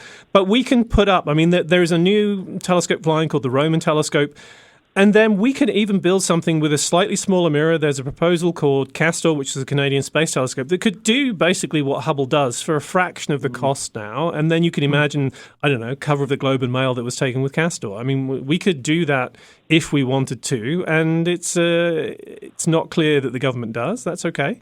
They have their priorities. But, there are some things that we could do to follow on from Hubble. But in terms of, like, sending Hubble up to a graveyard orbit or something like I don't think that's going to happen. Yeah, no. And, I just, I guess waxing nostalgic that it's sort of, I've sort of seen this trajectory sort of within my entire lifetime. Is this thing of, like, wow, like, this is the future and the wonder, to being like, wow, it's pretty old and it's going to fall apart and we got to bring it down. And, it's sort of things like that in the past would take sort of several generations, perhaps. So it's just interesting. Well, it's been up there since 86. Technology progresses. Okay, David, thanks for the call, pal. Yeah, thank you. Bye-bye. All right, take care. 902-405-6000. Give us a call if you'd like to chat with Rob Thacker. We got some open lines for you. Again, 902-405-6000. Here's an email question from Mark. It says, my question is about a double slit experiment. Ooh. My understanding is that light can act both as a wave and a particle. Is this theory similar to the theory of relativity in that it is only relevant to the observer, and how does all this relate to consciousness?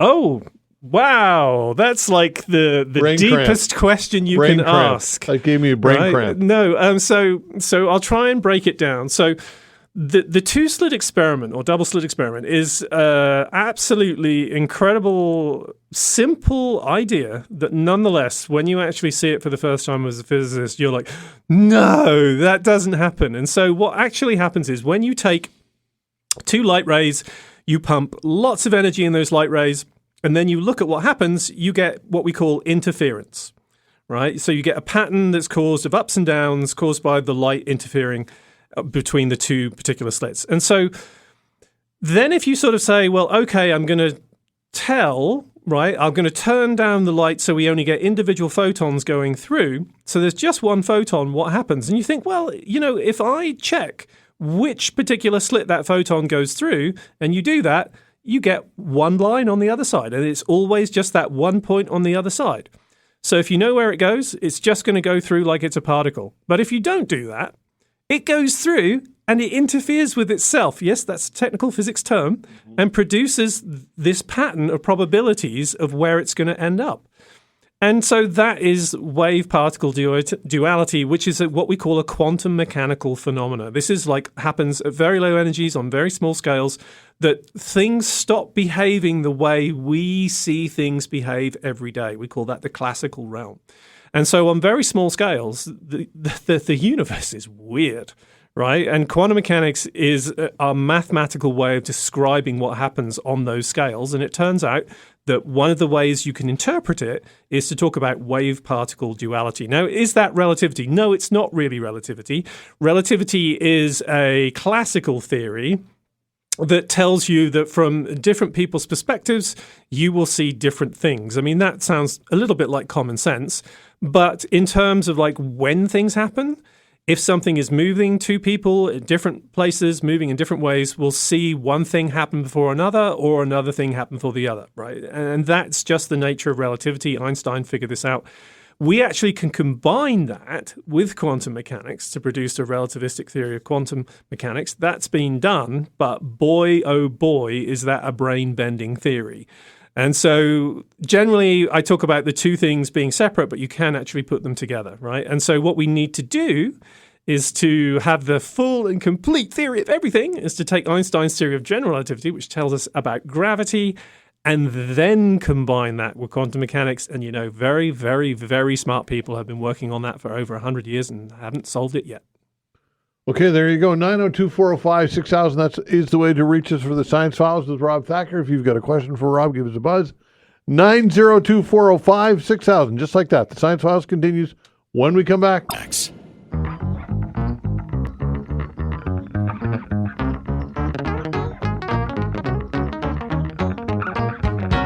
All right, the Science Files continues with Dr. Rob Thacker, astrophysicist from St. Mary's University. We just call him the Thack around here. Right? That is a name I've been given before. So I'll bet. So it's not new. No, it's not. Okay, I'll drop it then. No. I thought we were on something new. You thought you were original? Afraid not. Okay, 902-405-6000 if you've got a question for the Thack. Barry, hello. Hello. When I was in school, we were talking about the Northwest Passage.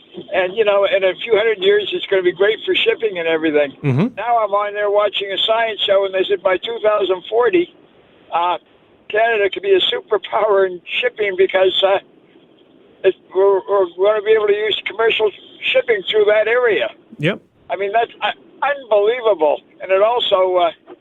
they said is the main basic reason why the United States wants to make us a 51st state. I know my brother was the head of the Port Commission, and a ship's cost in 2005, a cargo ship, because he used to negotiate the rates, was $35,000 an hour, and if it's one third of the trip cost cut off, that's massive per boat. Yep. Yeah, no, I mean, this is so, but what we need to remember in all of this is the Arctic has a significant history of political turmoil and claims. And so if you look at what's happening now, you have both the US, Russia, and Canada, all who have interests in essentially Arctic transport. And this is not going to be something that gets worked out easily, in my opinion. We are probably going to see a lot of security issues around the Arctic. And I mean, I'm not an expert on this. There are plenty of people who work on this within various circles in academia as well. So this is something that is very significant. It could, as you say, be a huge game changer for certain aspects of international trade. But at the same time, there's going to be a lot of issues with potentially having to escort ships through there and so on. Does it mean it's big enough to take over our country just to have it? Look, I'm going to be upfront with you. I mean, all of that rhetoric that Trump says about we're going to take over this, take over that. I mean, if America even so much as invaded Canada, that basically entirely disbands the NATO agreement and sends worldwide security into a place it's not been in for over 70 years. Right? So all of that bluster, I think it's just a tactic, right? You put enough stuff out there that people wonder what on earth you're going to be doing. You're right. And then quietly in the background, you do what you want to do anyway. Okay, thank you. Okay, thanks a lot. 902-405-6000. Carl, hello. Hey, how you doing, guys? Doing well. Yeah. I'm not really one for Googling to get my info because I'm skeptical of what I get. Okay. So I'd like to ask you, Dr. Rob, there, Sure. a real human scientist, can you explain neutrinos to me? And could they be, or could they account for the dark energy that's been long searched for and theorized? Sure. So neutrinos are a very, very small subatomic particle, and they are almost massless. They have a very small mass, but they'll go pretty much very close to the speed of light and go through things as well. Like, they literally don't interact with stuff. They exist to essentially allow certain types of, I'll call it atomic reactions to happen. Right, and they carry a small amount of a property called spin, and we need them just to make all the two separate sides of an equation add up properly. And so we've detected them. We know they exist. They have a very small amount of mass, and so in terms of whether you mentioned dark energy, so what people thought for a while, and this is probably about 40, 50 years ago, is that perhaps neutrinos might be dark matter, this weird thing that we know is out there because there's more mass than we can actually see, and nonetheless things are sort of like going around one another saying that there is more mass there.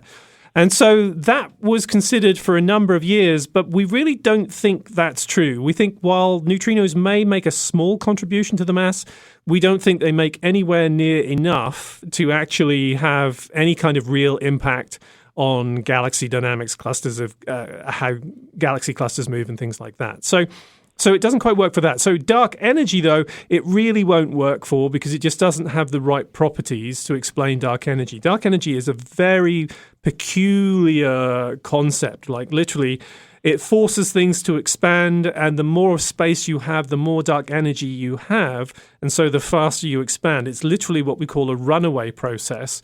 And so the long-term future of the universe is literally expanding faster and faster and faster, which is not something that sounds particularly logical the first time you hear it, but it's actually allowed by the physical equations.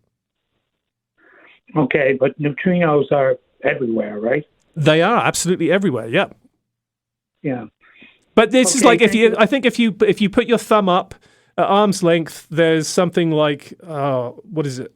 I can't remember the number, so I won't say it. I don't want to put it out there, but you can actually calculate the number of neutrinos that are going through your thumb every second. It's a really high number. Yeah. Trillions or something. Yeah. Okay, thank you very much, Doc. Okay, thanks for the call. 902-405-6000. Rafe, hello. Good. How are you? Well, you? Good. Just had a question with all this talk of renewable energy and windmills, and solar.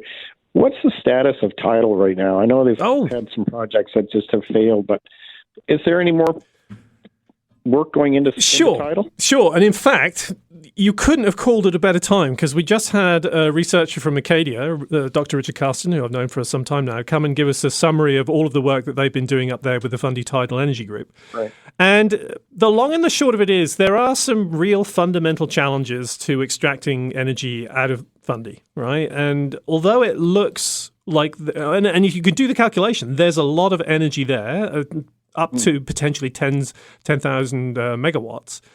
But the reality is to extract that energy has repercussions, right? And so one of the things is if you put barriers in, you change the tides in Boston, seriously, right? And so that's unlikely that we're ever going to do that because we'd be creating an international incident, right? But the second thing is, and this is really kind of the real true physics challenge, to extract energy from the flow, you need to have these turbines in an area where the flow is moving quickly. And then you need to essentially armor them because they need to be able to put up with heavy loads, right?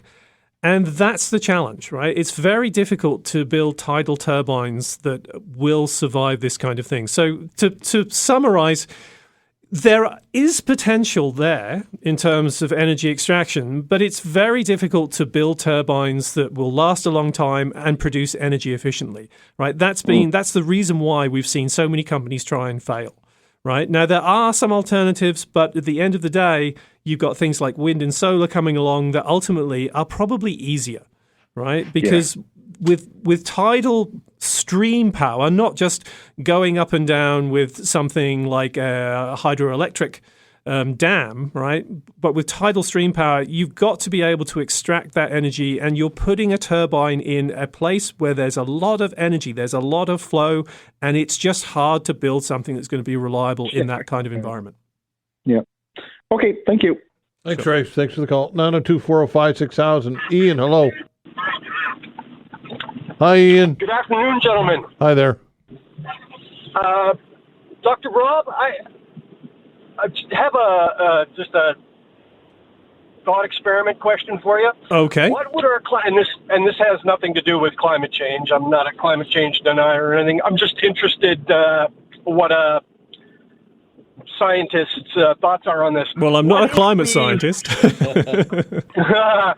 No, but what if Earth was not 23 degrees off its axis? What would our climate be like if we were at zero? Oh, so that's actually a good question.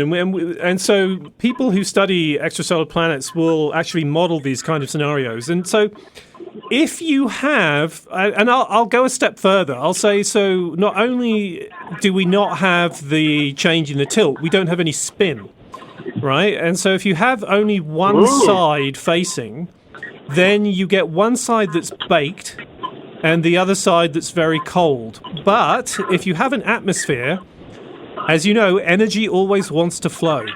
And so in those kind of scenarios, you literally have the energy circulating around, right, with very sort of strong winds where you have large temperature differences on the planet. So that kind of stuff has been modeled. It's not particularly pleasant because the dark side isn't a good place to be, and even the sort of sun-facing side is not so good either because there's a lot of strong weather systems. So that's a challenge. Now, if you go to a system that has less tilt, so you're going to lose seasons. You're going to have some places where, like, literally the poles are going to be so dark most of the time. They're never going to have any sort of, like, longer day, right? They're always going to be dark. So that's going to change the nature of the overall global flows in the atmosphere, I would think, right? So I don't know what it would do to all of the circulation around the equator. You'd have to talk to a climate scientist about that. But I think it would certainly be different. So I wonder how differently we would have evolved, or if at all, because it would seem to me that it would be pretty hot if we were spinning, but we were at 0 degrees. It would be pretty hot in the middle, like north and south of the equator and at the equator. Yeah, I mean, we're going to lose the tropics, Capricorn, Tropic of Cancer. That kind of situation is going to go away because you don't have the tilt anymore. So it will mean that the equator is bakey all the time. Yeah. Excellent. That's great. Thanks very much. Okay, sounds good. Thanks. Have a great. Okay, 902-405-6000. That's the way to reach us for the Science Files. Let's see. We'll take one more before break. 902-405-6000. Sandra, hello. Hi, Sandra. Good day, gentlemen. How are you? We're Good, well. thanks. I did want to ask that question. My question is, and I don't want it to sound morbid, but what I'm wondering is, with all the energy that's locked up in the nuclear weapons that we have on the planet, if it was all to explode or detonate at one time, I'm curious as to how far-reaching in our solar system or beyond the effects might be. Like if we were to look in from afar, would our planets be affected or changed? Okay, sure. And from another galaxy or whatever. But that's my question. I'm just curious. Sure. So the amount of energy. And this might surprise you, but the energy in a nuclear weapon is not enough to impact the solar system, right? In any way, shape, or form, right? So remember that we've actually done nuclear testing on the planet for decades, right? And the most that those things would do is horrendously change our own planet, right? That goes without saying, of course, right? But they would never, or they would not. Well, you could imagine sort of like blasting off certain amounts of energy, certain amounts of the Earth's surface if you sort of did something close to the surface and just blew a lot of stuff up and things like that. But that's not in general the way people would actually launch nuclear weapons. So at the end of the day, it's not going to have a big impact on the rest of the solar system. It would have a huge, huge impact, obviously, on our own planet. But that's by and large where it stops. Really? Wow. Yeah. Okay. Yeah. That's great. Okay. That's excellent. Thank you. Okay, there you go. Take care. 902-405-6000. Science Files continues when we come back. All right, the Science Files with Rob Thacker from St. Mary's University, astrophysicist, and we're taking your calls. We get some time to the top of the hour as well. 902-405-6000. Before I get to the next call, I do want to ask you about this. Ken sent me an email, and I received a couple of questions on it, so I'm going to ask it. China's DeepSeek AI is creating ripples in the American IT. Yeah. OpenAI, Google, and other American tech companies had massive losses in the stock market this week. DeepSeek is supposedly cheaper to make and not reliant on the expensive graphic processors. What are your thoughts on this? Yeah, so this has taken a number of people in AI by surprise. I will say that some of the people that I follow who are very close have been watching this development for some time. But this is the first really big and effective AI model to come out of China, right? And so this is so good that people are putting it up there with things like ChatGPT, Claude, and so on. So this is a really serious piece of tech, and the fact that the markets were taken by surprise is a surprise to me, right? I would hope that the people who are sort of like purchasing large amounts of tech stocks actually are aware of these things. But at the end of the day, DeepSeek is capable of doing more sophisticated approaches, things like where you can look at different approaches, different chains of thought, as compared to the traditional large language models that we've seen, so ChatGPT-4 and things like that. And so I think the fact that it's no longer a dominant American system has surprised people, right? The other thing is that, of course, if you have a system that's trained in China, it's going to have specific biases that unfortunately forced on the training of the system by the Chinese government and Chinese state. So that means it's going to be influential in different ways, because some of these trained models, once you, say, have something trained by OpenAI, for example, their particular approach to training is going to be different to, say, Google's. Google's had this very progressive training set that produced strange outcomes that people were sort of like railing against. And so DeepSeek is going to have its own particular aspects of that. But the thing that gets me about it is if you put something out there for free, right, that's going to be the thing that destabilizes the market as it is right now. Because if you want the best thing from Google, you want the best thing from OpenAI, you've got to pay money, right? And if China puts something out that people can get for free, you got to wonder where that's going to take things. Yeah, for sure. Okay. 902-405-6000. Jordan, hello. Hey, guys. How's it going? Going well. So I just have a question about what your thoughts are on extraterrestrial life. I know, like, over the last couple years, we've seen, I think, 2 to 3 UFO hearings at Congress from whistleblowers, they call them, former top U.S. military pilots. Navy, we've got, like, Navy ships catching these things on radar. Republic Senator Tim Burchett of Tennessee was just saying a couple days ago, he was talking to a U.S. admiral where they were on a submarine and they were getting sonar detections of objects like the size of a football field moving at a speeds that are just unfathomable to us, like a couple 100 miles an hour when our best submarines can only go 30, 40. In the air, the pilots are seeing these objects, same thing, speeds that are, So my question is just, like, what are your thoughts on that? Okay, sure. So I'm just going to be honest. This is the same thing I say on the show. I'm a skeptic, right? And particularly, I'm a skeptic when the military is involved in disclosing things. And I'll give you a very key reason why that is, right? Okay. There have been a number of top secret developments of military tech that become eventually disclosed, right? And so that's understood. That is a process by which the public gets to know about how things develop. And so if you go back to the 1970s, stealth technology was being initially developed in the 1970s. But obviously the US didn't want people talking about that particular technology at that time. So there was a lot of testing that was done with very unusual plane shapes that a few civilians got to see and posted and said, that stuff, there's some weird stuff going on down there, right? And so then when you come to situations where we have different drone technologies, you have the potential for drones that go from flying to submersible, right? That technology is being developed, right? You also have hypersonic weapons and things like that.